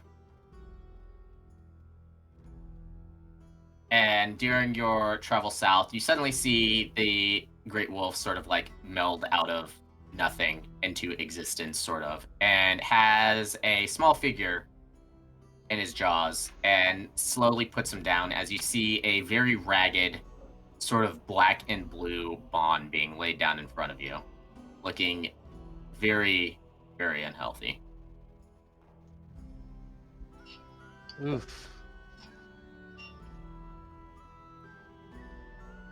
Oh, rush over to Bond. Try to. I don't really have any. I have a medical kit, so I can't Nope. patch up his wounds. You can try and wait, do a actually, bit of a medicine I- check, though. I have a proficiency. I in actually do have a medicine. healer's kit. I've got two Oh, healer's kits, in fact. Oh, that's Yeah, strange. I will use my. Yeah. I think we did get some, and I'm just the one carrying them. Or So- something's wacky with the inventory. I don't know. I will use the healer's kit on him. Wait, can I do the a healer's medicine check kit- to give him advantage? The Well, healer's it could kit, I still- will mention, does only stabilize creatures. You have to actually have the healer's feet in order to heal with it. Oh yeah, that's right. You need Yeah, me. which Castron has. Yeah, Castron is They- the one that can make full use of the healer's kit right now. But we do have Kind of makes it seem. Yeah, kind of makes it seem not as good. But The still- entire point is the fact that it makes it to where you don't have to roll a medicine check to stabilize someone. You just are able to. I got 16. I'm gonna assist Casper. With the 16, you're able to sort of diagnose him a little bit. There is some suffering of hypothermia as well as frostbite, in addition to just straight up exhaustion from not being able to really sleep too well, fear of not really waking up, as well as trying to fight the storm during that point in time. So it's not something like irreversible at this point in time, but the Bond would have a hard-pressed time of actually traveling, aka due to the exhaustion and damage. Bond, you do have half movement speed right now. Yep. Ashton can carry him. Yeah. After I cure. All right. You get backhanded by Bastion and feel better. Thank you. All right. Still tired as hell. Yep, you do see some of the frostbite fade away from like the tips of your fingers and stuff like that, where it sort of like froze through your fur, and sort of some of the black as well as like blue parts do sort of somewhat return to normal coloration, and you feel the chill that's deep in your bones sort of somewhat like filled with warmth and slightly fade away as the cure wound spell is used on you, but you're still not in the best of conditions, obviously. Bastion probably wouldn't carry him, but I will shoulder him. All right. Well, I know that you're not really in much of a condition to be traveling, but do you know where your other friend is at? Tiefling. I tried to find him in the storm, but I ended up like this.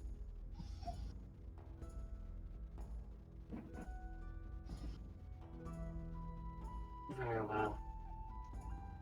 Wolf, if you don't mind trying to search for a little bit longer, you know that I have other obligations that I must attend to.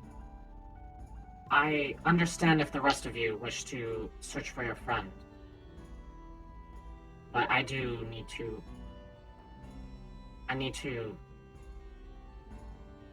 finalize things with the Red Eagles.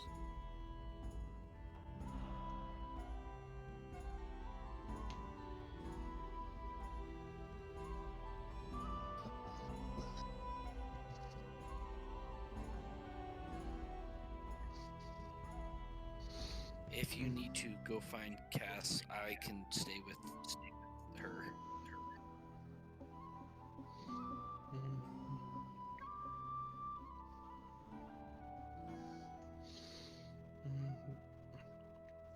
Can't have you by yourself either.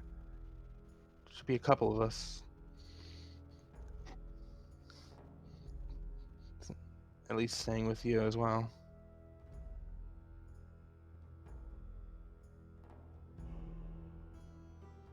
Big question here: do you want to split the group and have some look for Casseron and some stand with Kari, or do you want to stay with Kari until at least the Red Eagles, or do you want to split from Kari and go search for Casseron? So many choices.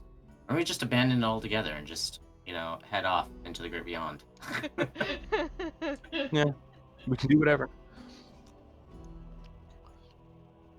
I can continue helping search for Casseron with the Great Wolf. We can try to catch up.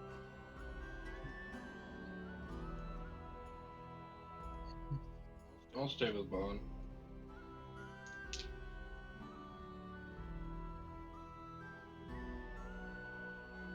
All right. So, Fate, what do you want to do?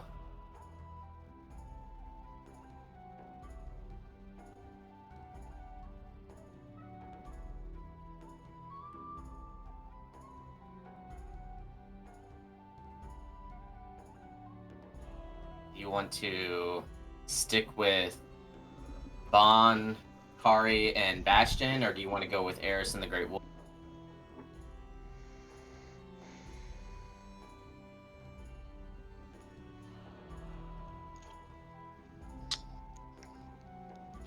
You talking to me? Yeah. Oh, my bad. Yeah, I'm gonna go with Ares and the Great Wolf. Okay. I didn't hear the name there. So, due to this, this unintentional party split, I'm going to have to probably not do the one shot, and I'm going to have to actually do a party split freaking session tomorrow instead. The question is which one of you guys want to actually do the session tomorrow? I'm down, but I'm always down for things. I can do either. I can sit in tomorrow or at least listen, if anything.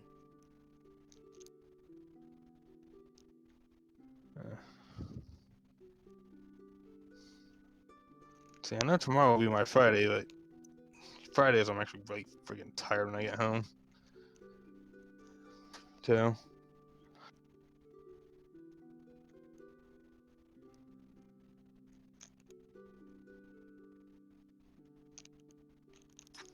So, what about Matt, you, tomorrow. Dylan? Oh, I'm good for anything. Okay. So, Dylan, Zach, if you guys don't mind, I think we'll do you guys heading with Ari tomorrow, and for the rest of the session, we're going to continue with Ares and Fate following the Great Wolf. Alrighty. So, you guys kind of give your goodbyes and head your separate ways. At this point in time, it is around 11 o'clock in the morning.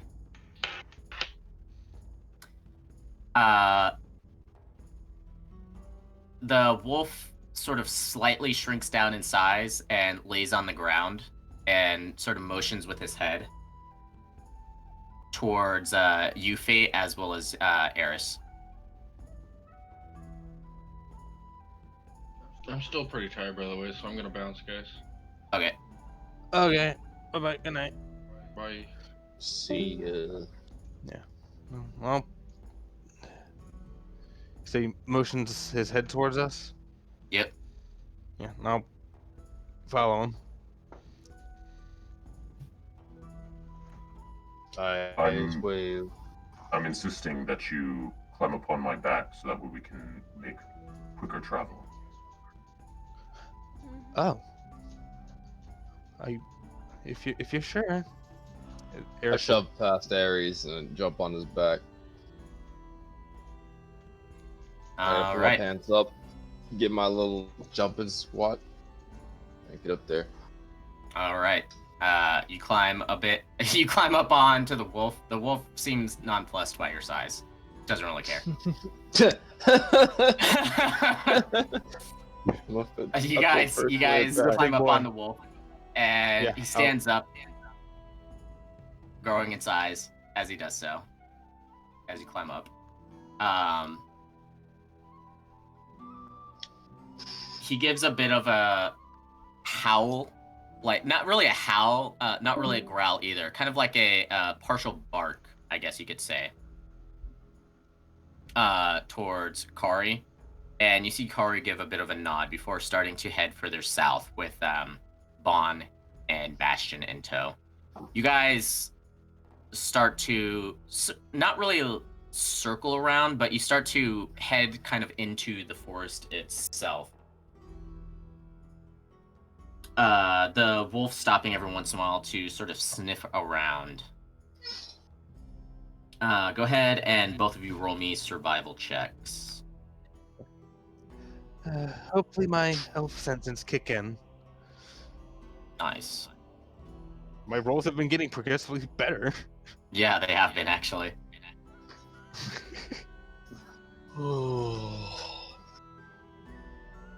Alright. Survival should be at the very bottom of the skills.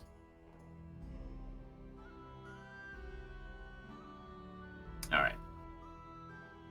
So, you guys are sort of keeping an eye out.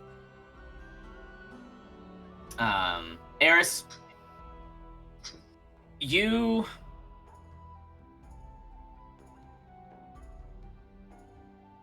trying to sort of like put all of your senses into this. You're using like magical sense, you're using your eyes, your ears, trying to smell, everything like that. And everything within you is telling you that Castron is not within the wood at all. Like there's no sign of it. There's no trails, not that there really would be much of trails, but there's no trails, there's no senses, nothing. In fact, due to the fact that Bon seems to have been kind of like blown away towards the southwest, you have a feeling that if there's anywhere, then it would probably be outside of the forest somewhere. And they did also make it close to the village, actually, too. Yeah. Bon was not too far away. Kept sort of kind of like heading in that direction, but unfortunately was never able to pinpoint the direction. Everything within me is telling me that Casseron's not going to be within the forest. They did mention before they lost grip of Casseron that they were near the village, and the winds were blowing southwest, so he'd be out there somewhere. Somewhere outside the forest.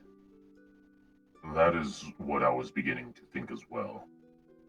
I think finding your bugbear friend within the wood was more due to him taking refuge after having escaped the storm rather than actually originally being here in the first place.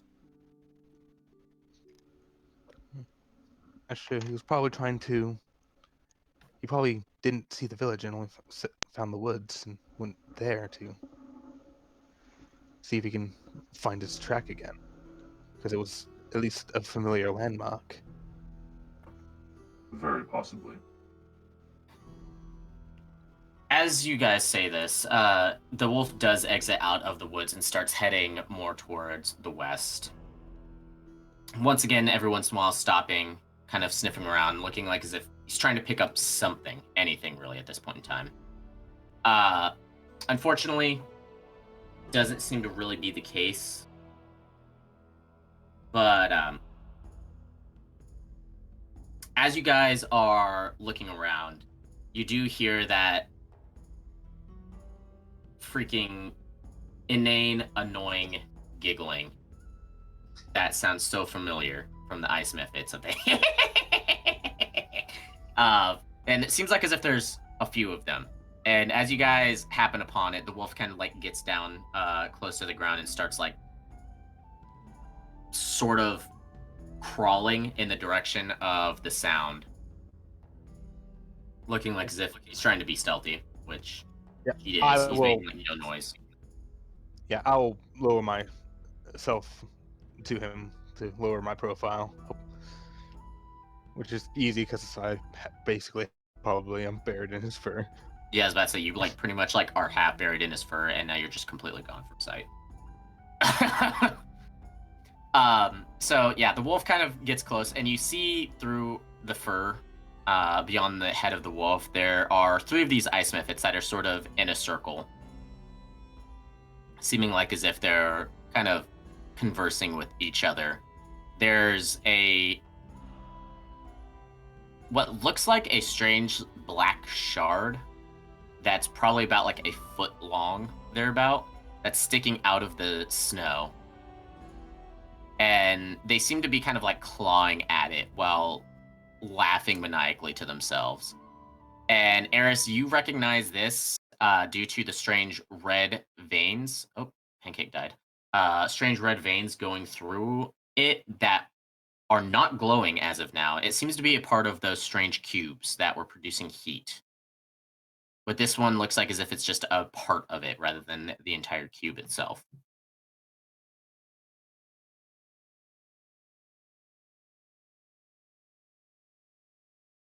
Okay.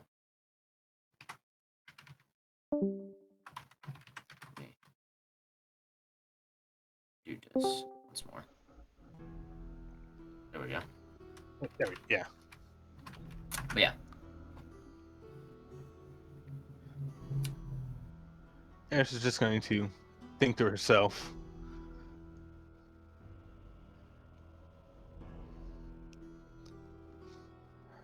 Since they're, scratching at it, they're probably, want to destroy these things.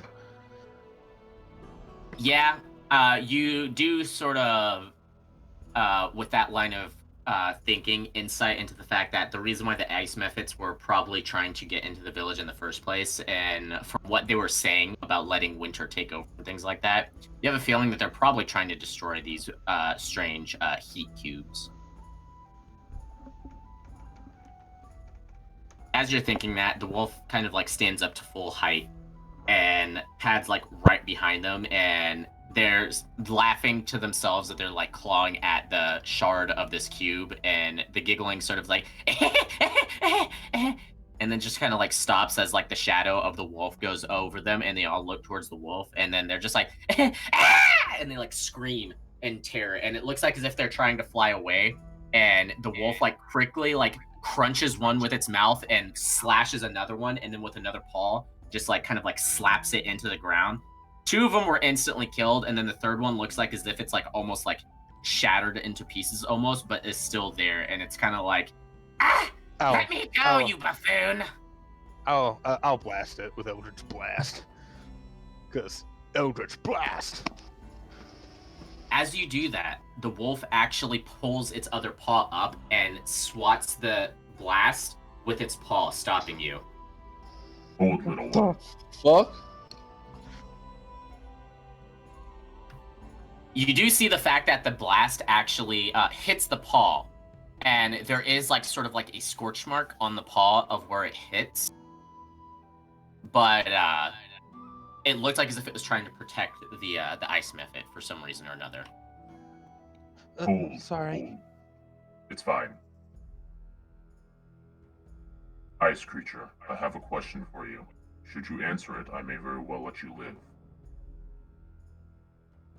There was a tiefling that was lost in the storm just yesterday. Have you seen hide or tail of it? You think I would tell you anything? You see the paw sort of looks like as if like the claws come out of the paw, and it like digs into the ground right next to it, and the laughing goes like, okay, calm down. It's fine. We can both benefit here. Look, you want to find your tiefling friend, correct? I have no idea what you're talking about, but listen, if you want to know why the storm was here yesterday, it wasn't exactly natural or anything like that. Our lady was here. She was a little unhappy with our, what was it, 14th failed assault on little town village thing? She was scoping out its defenses herself. You know how she is. The storms come and go with her, sort of like that strange dragon creature way up north. If there was anything that took your tiefling friend, then it was probably her. If it wasn't one of your feral wolf creatures. Now, I've told you what I know, so let me go. You promised, right? You see the wolf give a bit of a growl, and the claws like dig into the ground a little bit more, and the laughing sort of like intensifies for a moment into fear in its voice before the wolf lifts up the paw, and the ice method just kind of like, always a wolf of your word, aren't you? And then just sort of like flaps off into the distance and flies away.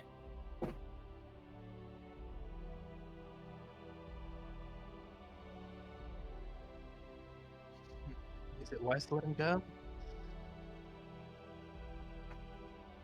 Those things are beings made of the elemental energies of ice and water. Even if we destroyed them, it would mean nothing. It'd make me feel a lot better, though. True, but we don't have time to be dealing with possible retribution from those creatures. If what it said was true, and their lady possibly took your tiefling friend, he's either in the safest place he could be currently in the north, besides a village full of friends, or in possibly the worst danger he's ever been in. That's Castron. He's probably in the latter. That's unfortunately my line of thinking as well. Yeah.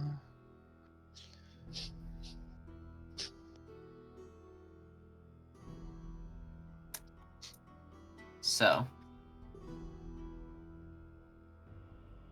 with this, There's still no guarantee that he was taken, though. There is no guarantee, but we don't really have another point in which we could investigate. We could look around a bit more, try and find trails, but due to the storm itself, there's little hope of finding any sort of trail.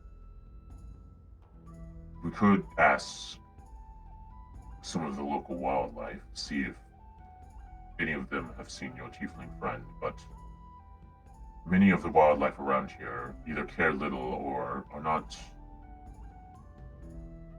intelligent enough to really inform us of things like that.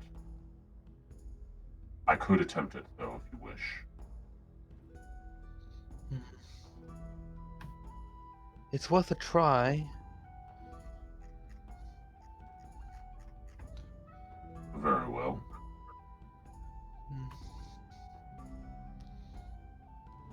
the wolf starts to sort of pad along. After a moment, stops and sits on the ground and lets out a howl. And you see, after a moment, seeming to materialize from the snow, are probably about a dozen winter wolves.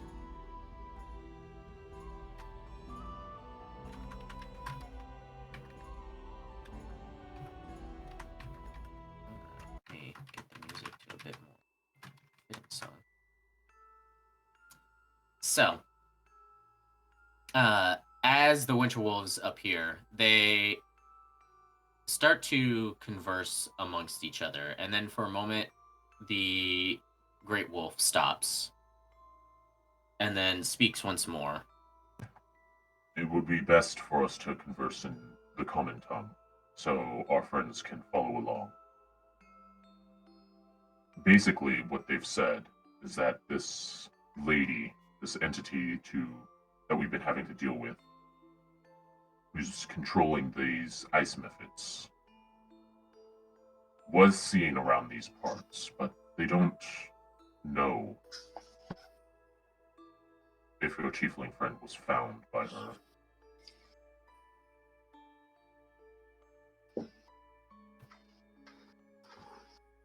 Yes. Oh, let me cancel that. Yes, it's uncertain on whether or not your tiefling, I think is what you all call them, your tiefling friend was actually captured by this lady, as these ice creatures call them. The only thing we do know is that she's dangerous and that she was around the village. Just in the vicinity, though. There were other people that were around here, though. Beings with eagles of red, as well as beings with iron skin. Iron skin? Yes, they... How do you call it? The wolf looks like as if it's, like, struggling. I'm gonna try insight. It's like, yeah, go ahead. Unfortunately, I will say that it's disadvantage on this one, as it is a wolf, so there's not really a whole lot of, like, True. facial expression and things like that. Okay, you do a pretty decent one. It's like sort of like pawing at like its fur and stuff like that, like as if it's trying to convey something but doesn't know the right word, and you have a feeling that it's talking about like painting.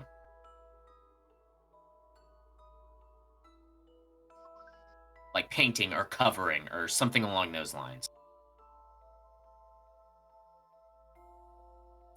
painting? A covering? Yes, they paint their skin to look like iron. They're bull people, minotaurs, as you call them. That and the larger humans. Giants? No, not giants. G- Goliath, something along those lines. Goliaths? Yes, Goliaths. There were a few of them that were also wandering around here. They generally keep to themselves up to the north, but who knows? This village has been under stress lately, your lordship. And it sort of like bows its head towards the great wolf. Hmm.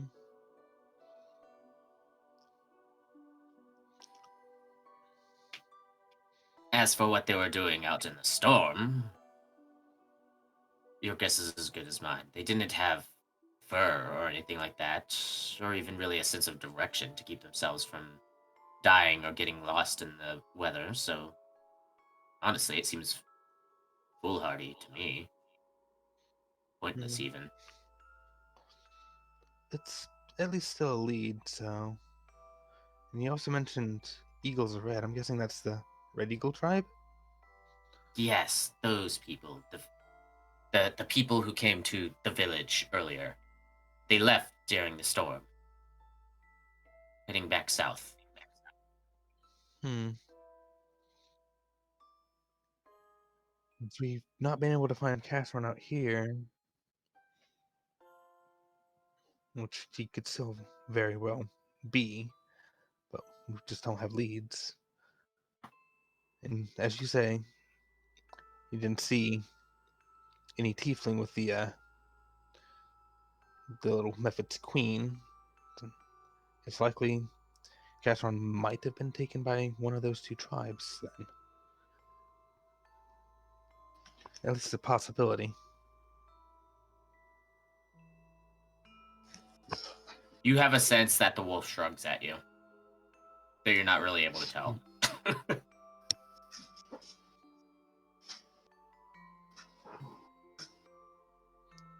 Hmm.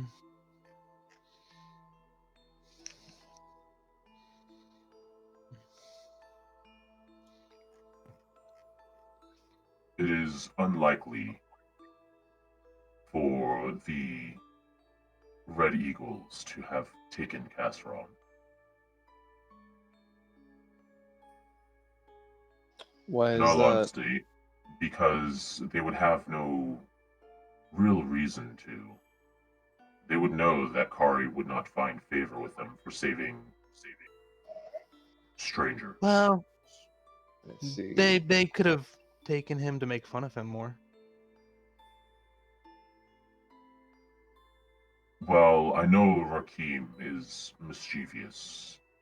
Even he would not tarry in the storm nor carry a long dead weight. True. If there was anyone that took him, it would either be this lady or I believe they're called the Ironhide tribe that is to the north.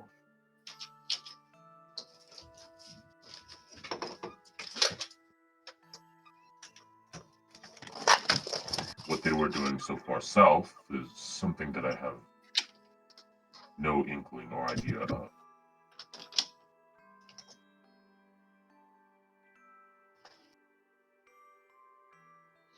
Hmm. But those are the two most likely suspects. They may have thought that Casseron was a part of the village. They plan on doing something harmful to it. What better way than a hostage? We have little dealings with the Ironhide tribe, so they would know little of who actually lives there in our village. Hmm. As for the lady, there has been rumors, I think is what you humans call them. stories that she likes beautiful things to collect them. I'm not one for your aesthetic standards, but would you say that Casseron is good looking? No. I would say, in a manner of speaking, he's very flashy and stands out. In my personal opinion, I've always found Casseron, Casseron you're to not be even hideous. here and you're getting dissed. Fucking muted, and I'm just laughing my ass. Oh my goodness. Oh Some my party members you God. are. Yeah, I know. That's why. It just cracked me up. Later on, Castor, if he gets back Not in this group, he's really, gonna be just like, sort "Why of do I like flashy." you?" Anyway, I'm back I to would going try- mute. I was Damn. actually trying to be complimentary towards him. I Eris was- actually likes Casseron's aesthetic. She thinks he's flashy. She likes that. She's just I know. attracted to him.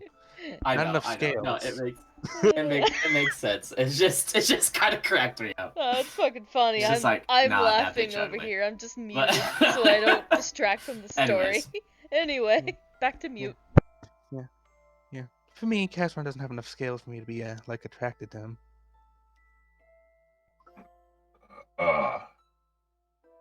Of course. I'm I've not never sure. thought about it, honestly, but I think most people are at least mildly repulsive, if I'm being honest. I never thought You that didn't we see- would think something vaguely the same, my heavyset friend. No problem, my furry buddy. He does give a chuckle at that. He is starting to head just vaguely in the northern direction. At this point in time. Not really like set towards like the northeast or the northwest. From what you guys were told, whenever you first arrived here, the Ironhide generally make their like territory known sort of in the mountains that are on the northern side of the Rime Woods. So it would be like several days travel to actually arrive in their mountainous area, as you're more towards the southern side of the Rime Woods at this point.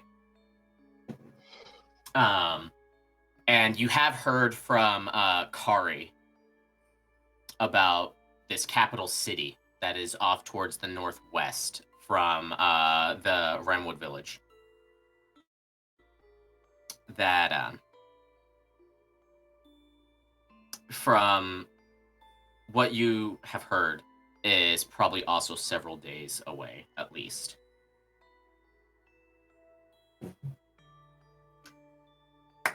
With that in mind, you guys are just kind of vaguely heading north at a much faster speed than if you guys were walking. You have a feeling that if you ride on the Great Wolf, it would probably about half the amount of time necessary, so it'd probably be just about a day and a half instead.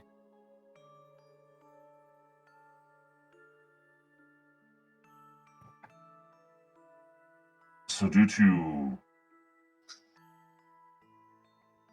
our unfortunate inability to decipher how attractive Casseron may be to the lady, we're unsure on whether or not she would even bother taking him. We're also unsure on whether or not the Ironhide may have taken him. My question for you then is, which one should we attempt to investigate first? The lady or the Ironhide?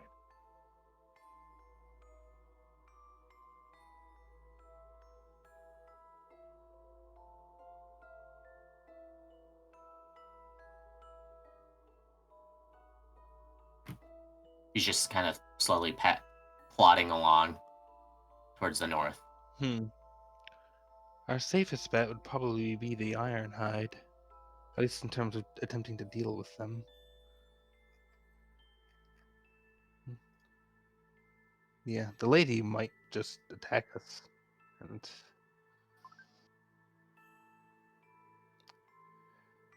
I'd rather have a group full of strength before that.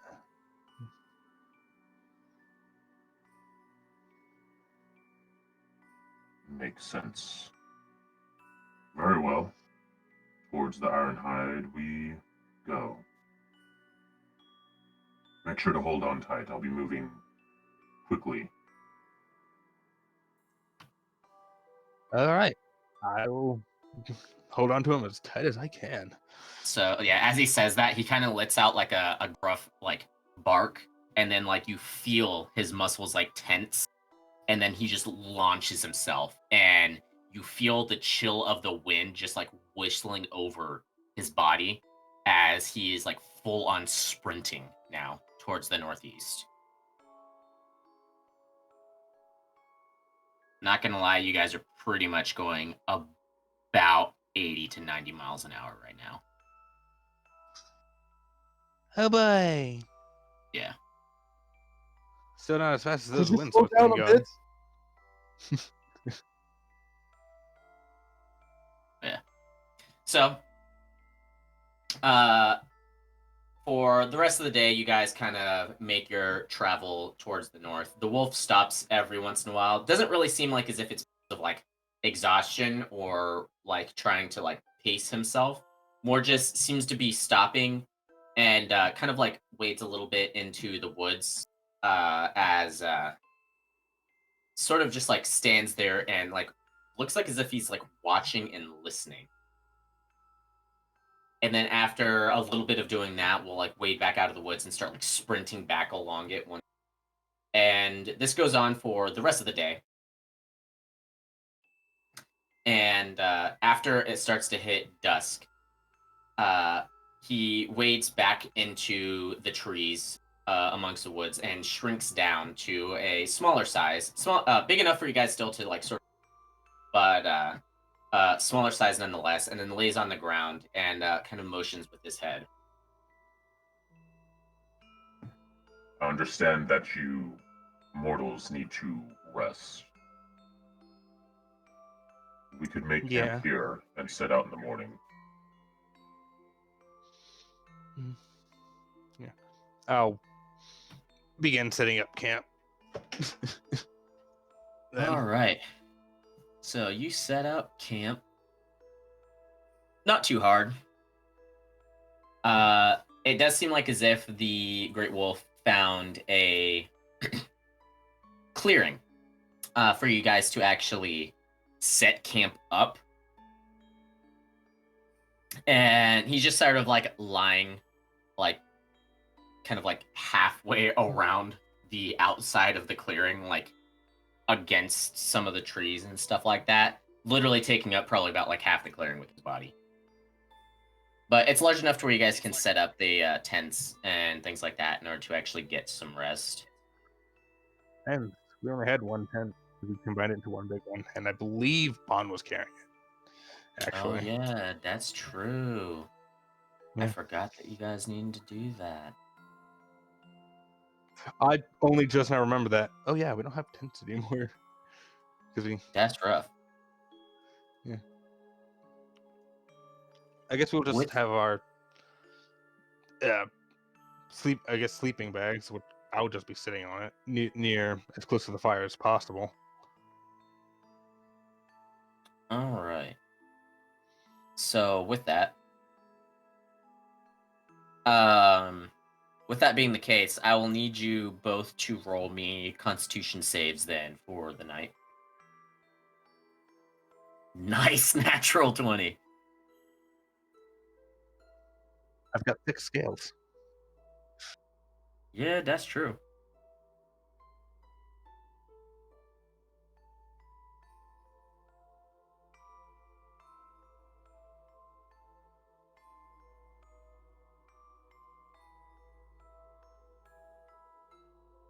I rolled it for you, Fate.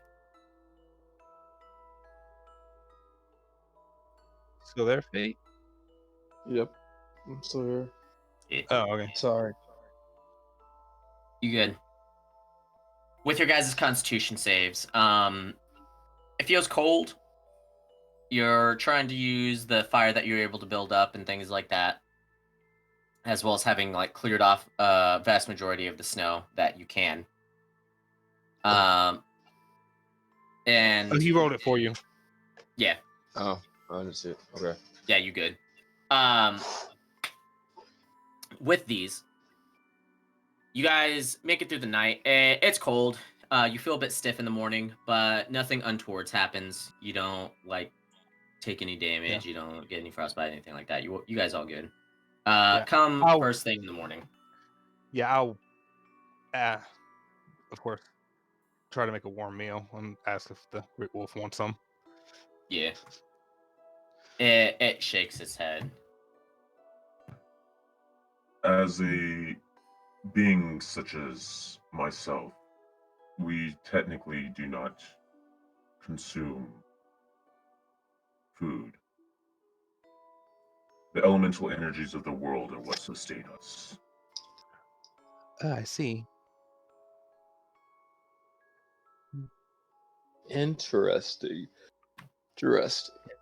You don't really know if like the way it's talking, it's referring to itself with this, or if it's referring to multiple beings. I would love to dissect this thing. Yeah, I just try to whip up something quick.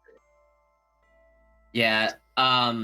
You don't really have the venison, as that's like on like a mixture of like casseron and bon. So you do have to kind of make. Yeah, you have to kind of make do with like the rations and stuff like that you guys have. Well, I still also have the food I also brought. Yeah. Oh yeah, there is also that. Along with that, it's quick, it's light, it's more for filling than anything else. I will say, go ahead and roll me a D4. Okay. Eris, roll me a D4. So, there we go. For the rest of the day, you guys have 3 temporary HP.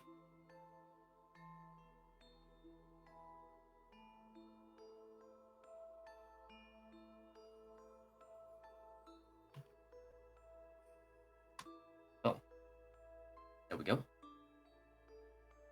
So yeah, it was light. It wasn't like anything like super special, but it was filling enough, and it kind of helped warm you up after the coldness of everything else.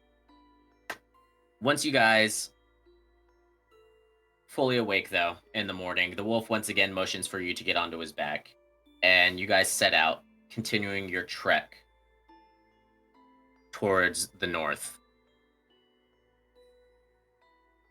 Come around, I would say, about 5 in the afternoon.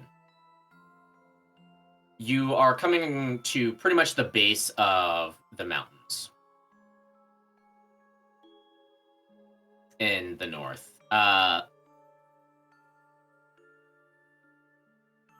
From what you remember seeing of a map, which sort of only really had the western area of the Rime Woods and the mountains, you do remember the fact that these mountains are pretty far inland, and then they curve back towards the north, as well as the northeast, as well as towards the northwest, and they kind of like curve outward. It's almost like a mountainous peninsula sort of thing, sticking out right next to the Rime Woods. As you near the base of the mountains, you do see that there seems to be strange, like, stakes, as well as, like, cloths and things like that, and ropes that seem to be kind of going up, like, this part of this snowy area that almost looks like as if it's sort of marking a path. And it kind of snakes its way up the mountain.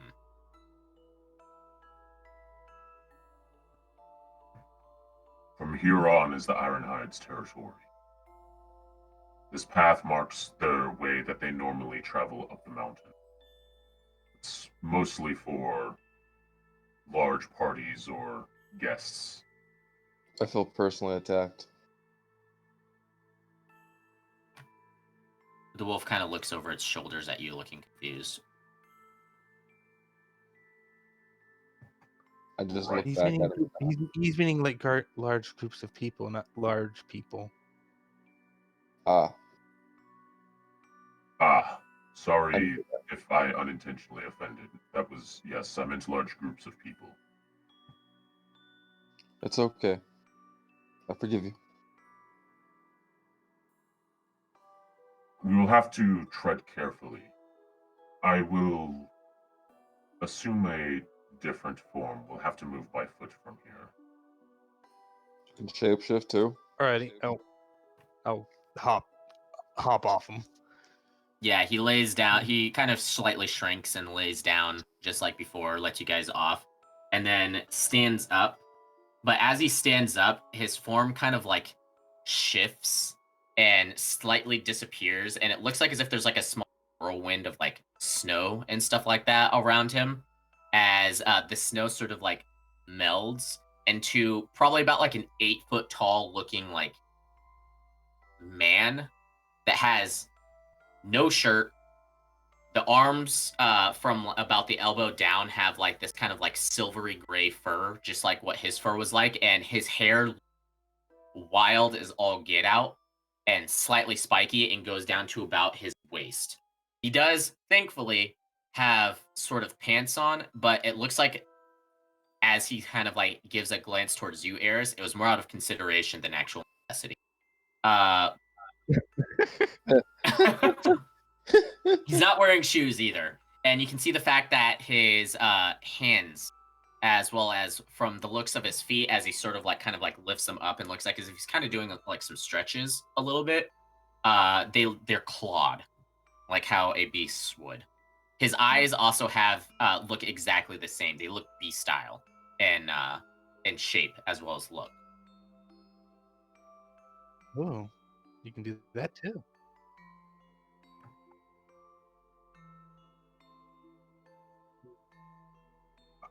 I technically do not actually have the form of a wolf. It's just most comfortable at this point.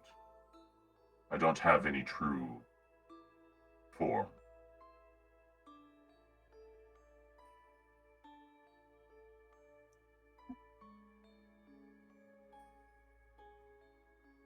That's interesting. He looks like as if he feels a little uncomfortable though. Like he kind of like is stretching like arms out and he's kind of like doing a few like practice swings with like his claws and stuff like that.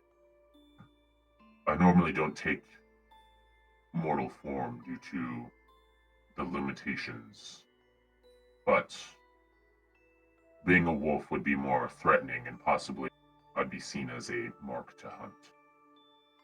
Yeah. I would ironically be less threatening in this form.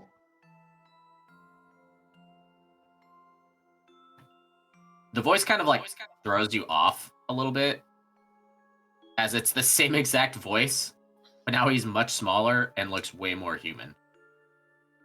But the voice still is like inhuman in sound.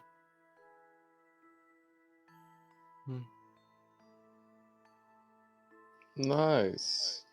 Well,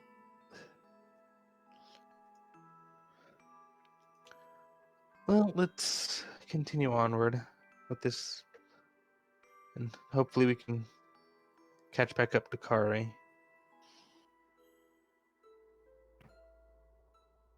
Yes, it would be good for me to be able to assist my charge in times of trouble. Let's deal with this quickly. Yeah. You guys Sorry, start. you have to get involved with this. Sorry. It was the princess's wish that I assist you, so I shall do so. Let's just finish this quickly so I can do what I was originally intended to do. Eris He will starts nod to and quickly go move down up the path. Yeah. You see the fact that as he's moving through the mountain, or moving up the mountain, he seems unaffected by the snow. Like even though he's now much smaller, he looks like as if he's just like He doesn't even look like he's moving through deep snow. He just looks like he's moving as normal. And it's sort of actually like as you guys are following behind, actually makes it easier for you guys to move as you trailblazing through the snow for you. Yeah, well, let's just follow his path. Eris will, go as quickly as she can, following the path he's making. Yeah. So as you guys are doing so, it's pretty much sundown at this point in time. It's around 6 o'clock.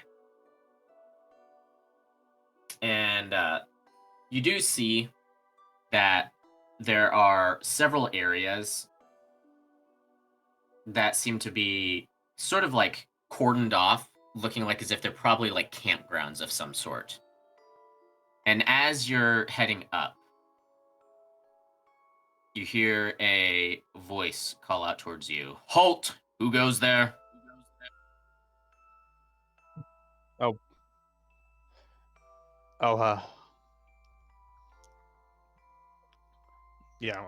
of course stop. Shit.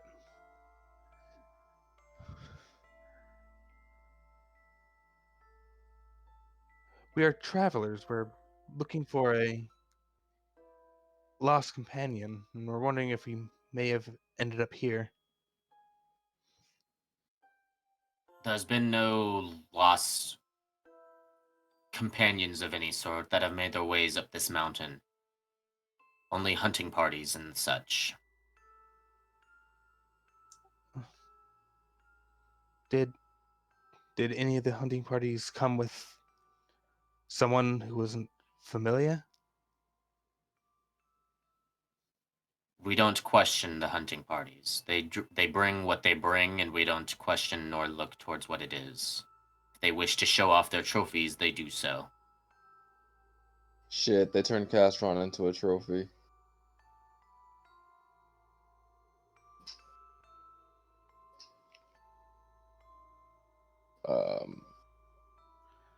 Can I roll persuasion? Try to persuade them. What exactly are you trying to persuade them of? To let us in anyway. Take a look around. Yeah. Go ahead and roll me a persuasion check. Yeah, I was actually about to do the same thing. So I'll help with that. Damn it. All right. Wow. With assistance, Fate, go ahead and roll with advantage on the persuasion check. There we go. Yeah, there we go. So, Fate, you're kind of like stumbling along a little bit, and then Eris like kind of like supplements it a little bit, and it gets you like on track, and you start like making a sort of case of just like, oh yeah, travelers, we could possibly trade, maybe buy goods, maybe trade information, things like that, things of that nature. And at first, this voice, which you actually haven't seen the person yet, sort of sounded unpersuaded at first, but then as you're sort of making a point, you hear kind of like this groan of like, fine. We generally allow traders and merchants and other things like that to make their way to our villages. Be warned, though. Those who cause trouble within the villages are generally put to death immediately. We do not allow danger to befall our people. I would never do that. I swear on my mother's honor. We will bring you no danger on this day. I will do my best to keep my hands out of any of your all's affairs. Just You want to pass through and trade. You see a being sort of like rise up from the snow, kind of like on a cleft of rock above you all. And it's a minotaur with pure white fur holding a longbow. with what looks like a large spear of some sort on their back. And he looks like as if he's sort of glaring towards you, Fate. Fine. I guess that will have to do. Very well. You hear him give out like a sort of like whistling sound, and about 7 other people pop up out of the snow from different areas, including one that was actually right next to you guys. And I knew he was there the whole time. as that happens, they start to talk to each other, seeming uncaring on whether or not you hear them, but they're talking in a different language. And I don't think you guys know Giant. Huh. That's where I you're do wrong, buddy. I do No. not, but you do? No, Oh. not No. boy. I wonder, can I roll insight to see if I do I catch what the language is? Yeah, roll me an intelligence check on this to see if you can figure out what language it is. 10. I'm not smart. Yeah, I would say the fact that like it takes a little bit, but after a bit of their conversing, you have a feeling like, oh, like I think I've actually heard this before. You know the fact that oh my god, my mind just blanked out on the name.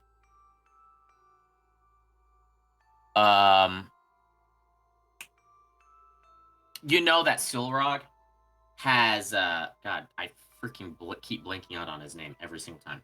You know that Solrog has dealings with stone giants. Stone giants, amongst all the giants, have some of the most intricate of stone and artwork, and is actually probably favored as much, if not more, than the dwarves, much to dwarves' anger and dissatisfaction. Due to that, you have every once in a while heard, as well as seen, some stone giants that have conversed with not only the people but also with Solrog every once in a while in bids to actually like trade or sell works and things like that. So you, after a while, are able to identify the fact that it's the giant language. It's a language that is not really commonly used amongst the people there, but more like there's dedicated people that work under Solrog that kind of like interact with the giants whenever it's not Solrog himself doing so. And they're sort of like forced to learn it.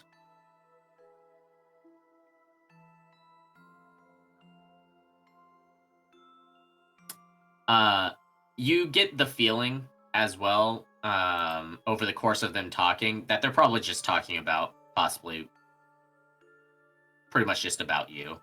It looks like as if like from people like kind of like pointing towards each other. You see the fact that there are like a couple humans, but most of the people here, of the 6 remaining people, most of them are either Minotaurs or Goliaths.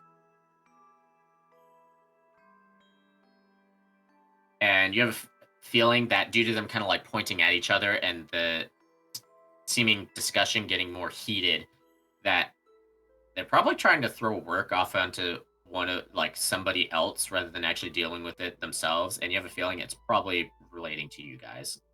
And after probably about like 5 to like 7 minutes of them like going back and forth with this, finally there is a Goliath woman that finally just like sighs in defeat. Fine, I will deal with them myself then. You 3, follow me. I will lead you to the village. Ugh. Thank you for your hospitality. Yeah. she just kind of like gives you this growl and just starts to walk up the mountain. She looks kind of defeated, and the rest of the 7 that are still there are kind of like laughing as they kind of like dive back into the snow in different parts, looking like as if they're sort of keeping watch on the path. Seems like a bit of a jovial bunch, honestly. Right. Jovial. Just shut up, don't say anything, don't make any loud noises, follow me. If you fall off the mountain, I'm not coming to find you. If you cause an avalanche, I'm not going to save you. And if you attract wildlife, I'm not going to help you. I like this guy. It's a girl. Eris will Oh. just nod. Is it? Roger Dodger. Yeah. Really? She's a very Amazonianly built butch woman of a Goliath. Oh. Forgive me. I thought that, you were a male. I'll make a mental note. Won't happen again. She actually, for some reason, when you say that, actually looks happy. Oh, that is terrifying. She's a strange individual. Upon you guys following this Goliath, once again, the Great Wolf is sort of like trailblazing. He hasn't said anything since you guys have interacted with these people. He's sort of just following along, and he's sort of trailblazing for you guys again. She is giving some like weird glances towards the Great Wolf, mostly towards like his arms and the lack of clothing on his upper body or anything like that. The rest of the other people all seem sort of like heavily clothed and stuff like that. You have a feeling that's mostly just because of the fact that, they're like buried in snow most of the time from the looks of it. After a couple hours of you guys traveling up the mountain, the Goliath kind of cuts off to the side towards one of the cordoned off areas. We will make camp here. In the morning, we will continue. And that's all she says, and then she just sort of like makes her own camp. She pulls off like a small pack that was on her and like builds like not really like a full-on tent, but sort of like a lean-to sort of thing that like is facing against a rock on there. And has like a fire on both sides. Yeah. I'll begin setting up our camp then.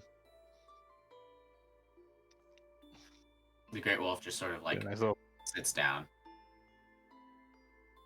in the snow, not really doing anything, just kind of staring off at you guys.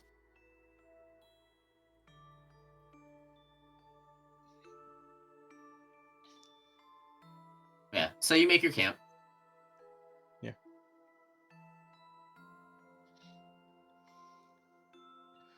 I will help with the camp setting up. Yeah. Well, really, it's just making a fire and then setting up our rolling survival sleeping bags. Nat 20. Nice. Watch. I rub my hands together.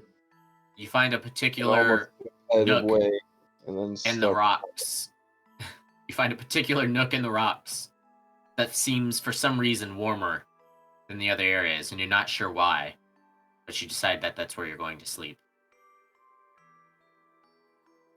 I retain a lot of body heat already, but this just added bonus. Yeah. If you're comfy there, we can set up our fire there then.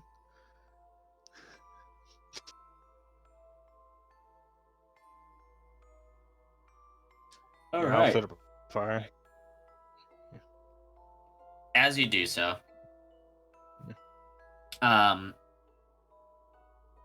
the wolf has pretty much been doing watches for you. Doesn't seem like as if it needs to sleep at all or eat or really anything. It kind of exists. Yeah. You guys are woken up in the middle of the night. You're not 100% sure what time it is. You feel like as if you've probably slept for a while. Well, at I least. don't sleep. Yeah. Yeah. You feel like as if, pretty much for you, Eris in particular, you feel like as if like your normal like sort of trance that you do was pretty much almost over. So it's probably at least been about like 3.5 to 4 hours. It's somewhere around probably about like midnight at this point. And the Great Wolf just sort of like looks like as if he kind of like takes his hand and looks like as if he thinks it's a paw and sort of like paws you in the face, but like it's an actual hand instead. And so it looks like as if he just sort of like face palms you. There are people here.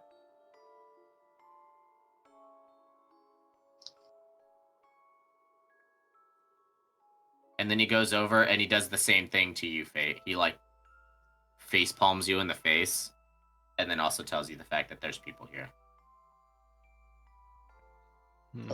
Okay. I'm gonna I jump look around up in my most I'm gonna look around and listen. athletic way.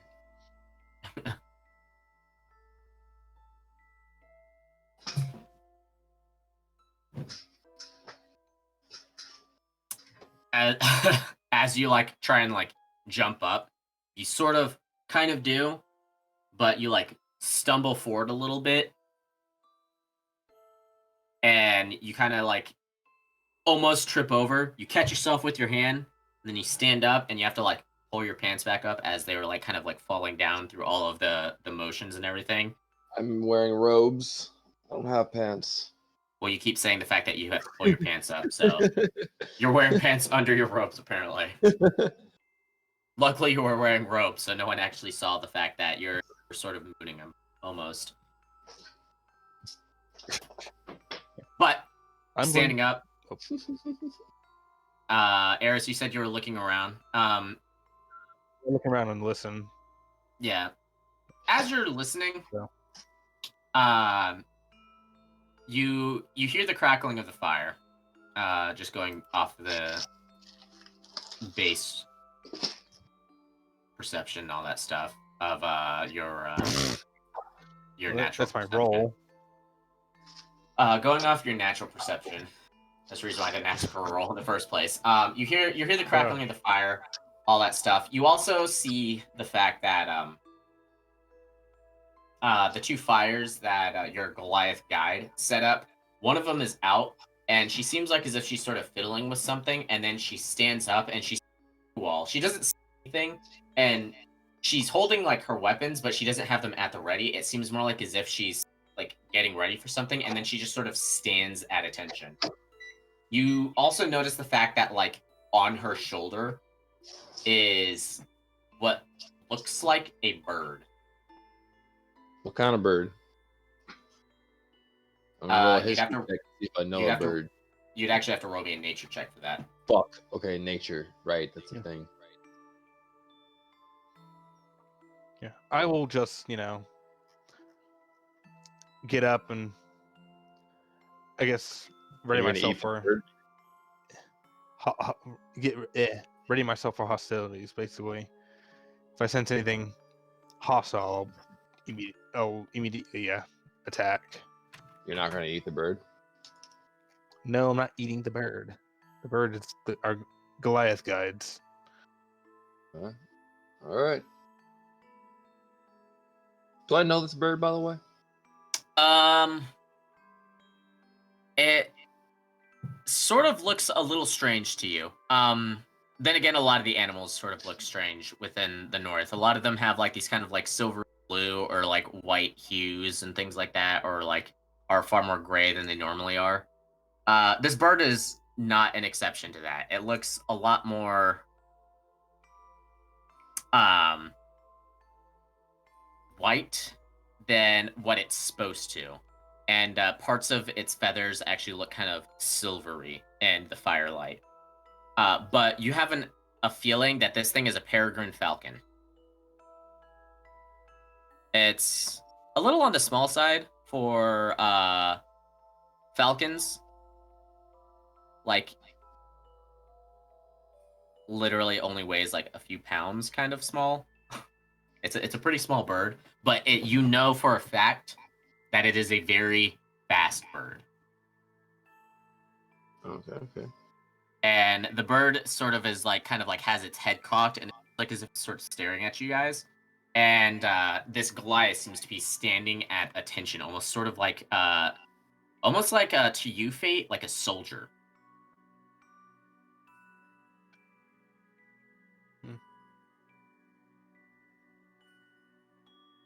And Eris, as you're listening, you hear the crunching of snow. There's like no other sound anywhere except for the crackling of the fire, and you hear the crunch. And it sounds like as if there is at least a few people.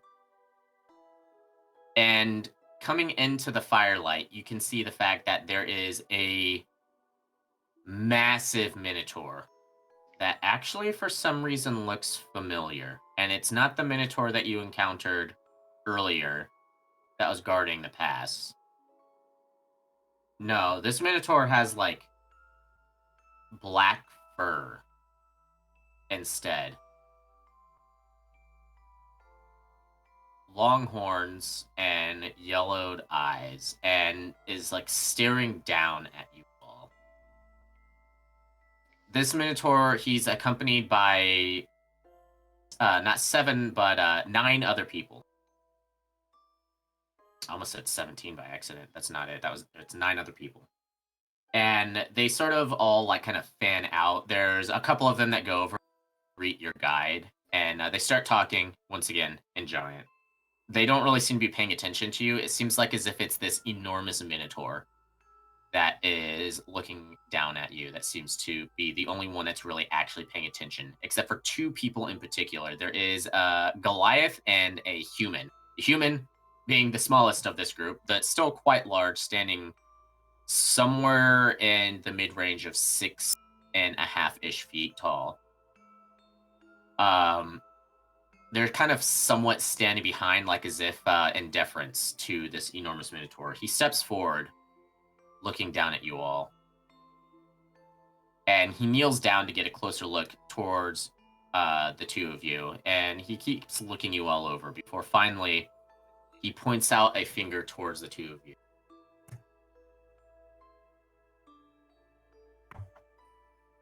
You are mercenary knights, aren't you? No. Yeah. Fuck. I'll look back at Fuck. Fate and glare at him. He stands back up, kind of like looks up at the sky for a moment and then looks down. And his face looks completely passive. What are you doing in my lands exactly?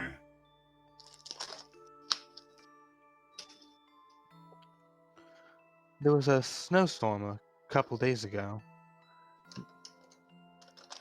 and we lost one of our party members in it, and we're trying to find him. We were thinking maybe he might have somehow found his way here.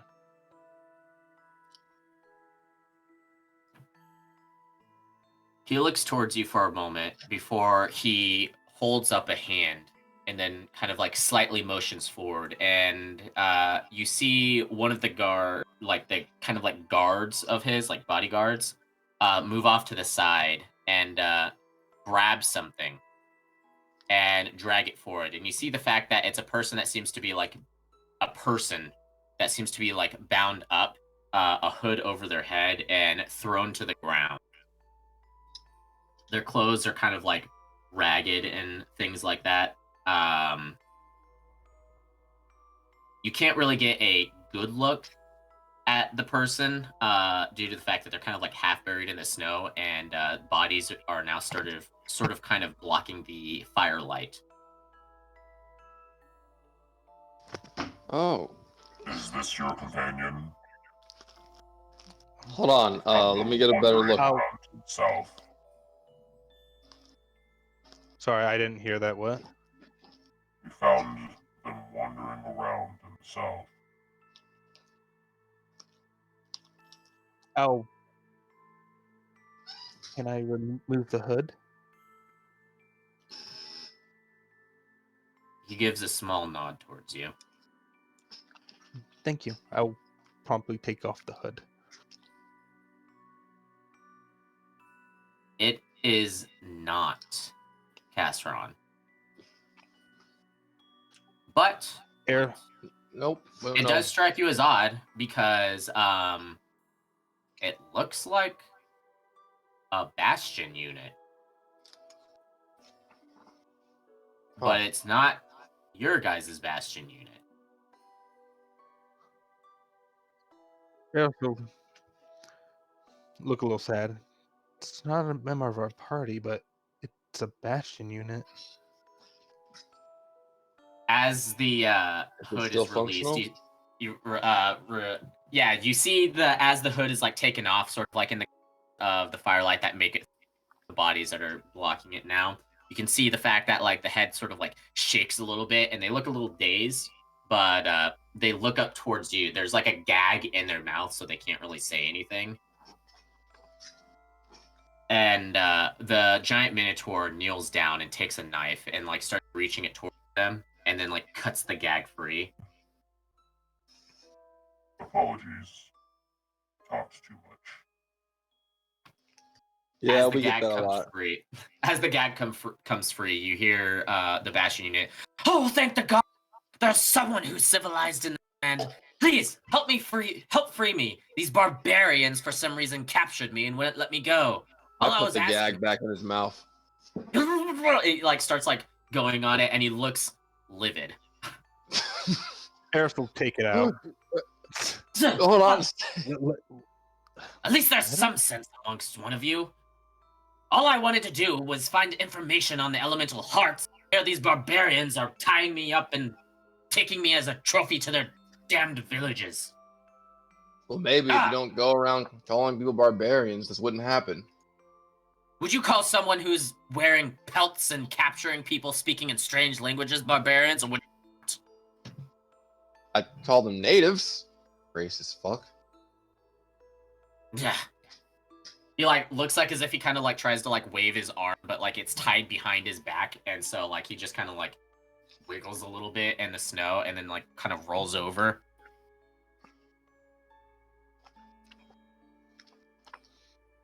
Hmm. We already told you what we know of the elemental hearts, and yet you insist that we're not telling you the full story. Well, of course. How would the people who live here not know what happened at Stormfrost Manor? Aren't there writings or stories or something?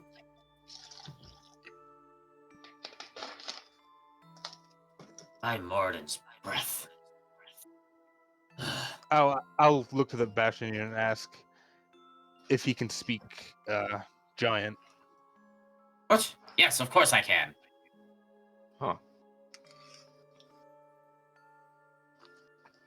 I can speak almost every known language in this world.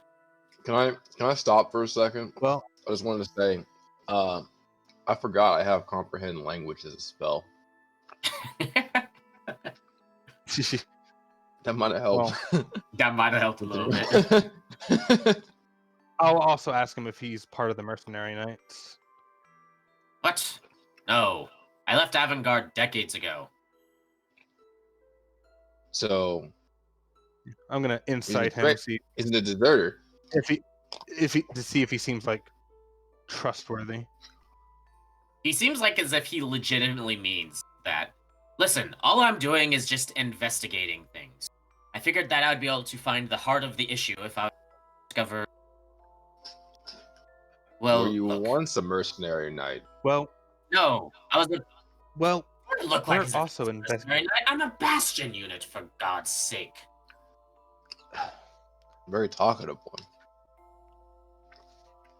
Well, we're also trying to investigate the issue, and I've got something that I'm just not good enough to decode. He kind of like looks you up and down. Yes, you don't seem like a very smart kind. Yeah, I've never. Fate chuckles at that. I elbow him. It's a joke. Gosh. I'm not stupid. I'm just not the smartest one in the group. It's supposed to be your job. Look, I felt like as if I was drawn to this land. It's been cursed for 1,000 years, thereabout. And I felt like as if it was Moradin's will that I solve this problem, to restore the Heart of Fire to potential, so that the flames of Moradin could once more rage in this land. But to do that, I need to actually figure out what happened, as well as learn of the hearts. I'll look up to the Minotaur. He may not be part of our group, but I'm sure you won't mind if we take him off your hands. Wait, what? He looks towards you, and then looks towards the Bastion unit, and then waves Fate his hand. shakes his head. And one of the bodyguards walks up and cuts free the bonds. Please. No, damn it. Thank Don't you. unload your baggage on us. I think he can be useful to our group. At least Very for our well. overall mission. I'll look back towards the Minotaur. Was there no one else? Someone with horns? She'll try motioning the way. About this side, long horns. Very Purple ugly, skin. but has great fashion sense. The Minotaur looks towards you all. And his eyes narrow. For someone in foreign lands, you have a lot of questions to ask. Tell you what. I'll tell you what I know. But answer me this. Where is Kieran? Sorry, what did you say? Where's Kieran? I didn't catch that. He said, "Where is Kieran?"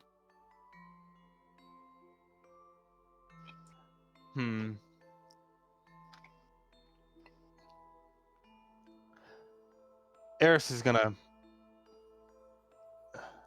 Does that name ring a bell to Eris at all? No, it does not. Does it ring a bell to Fate? No, it does not. All right.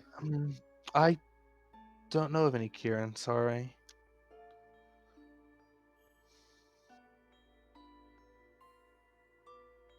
I try to lie and say we know where it's at.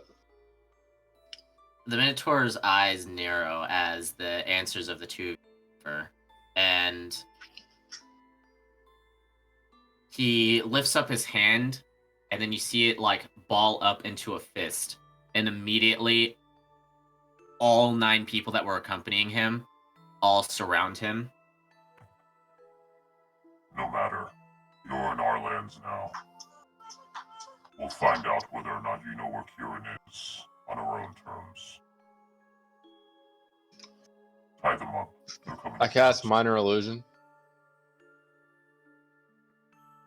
As you do so, as you attempt to do so, the 9 people all surround the 2 of you and start to pretty much like hold you in place and tie you up before, or at least attempt to tie you up before a wolf howl sounds off.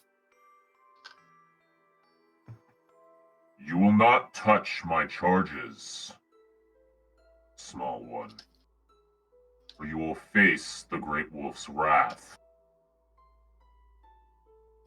And I think that's where Steal we my will thunder. end the session for now. Oof. It was going Asshole. so well as well. Damn it.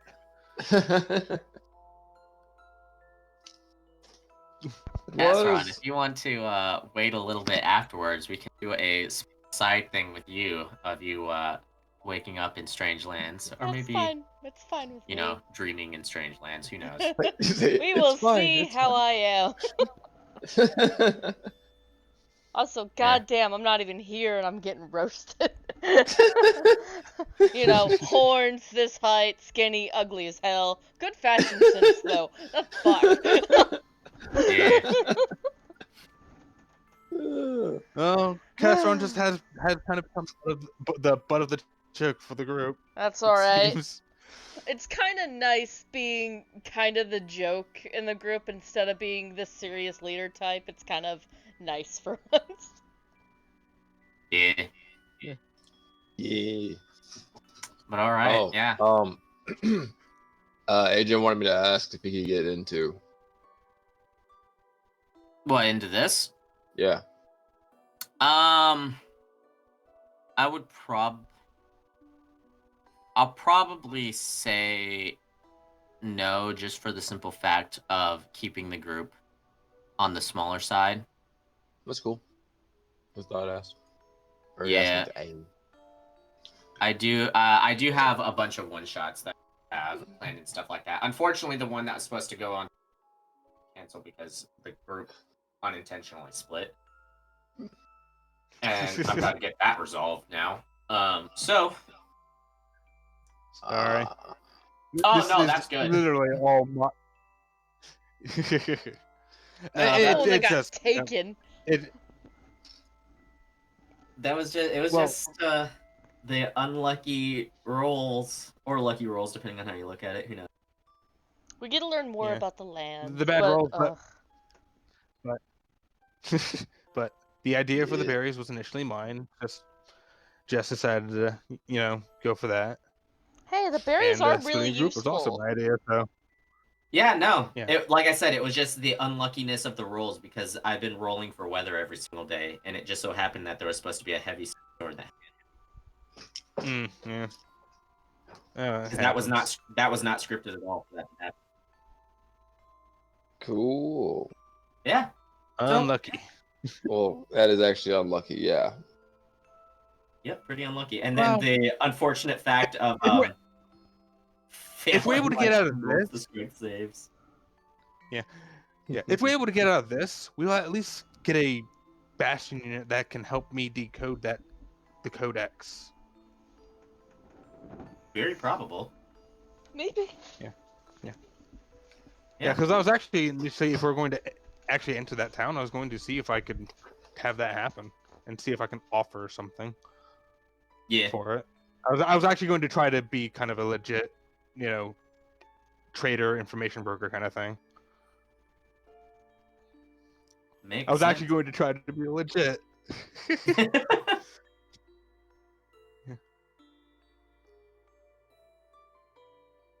Well, I will wait. So And I don't know why I called it a codex. It's not a codex.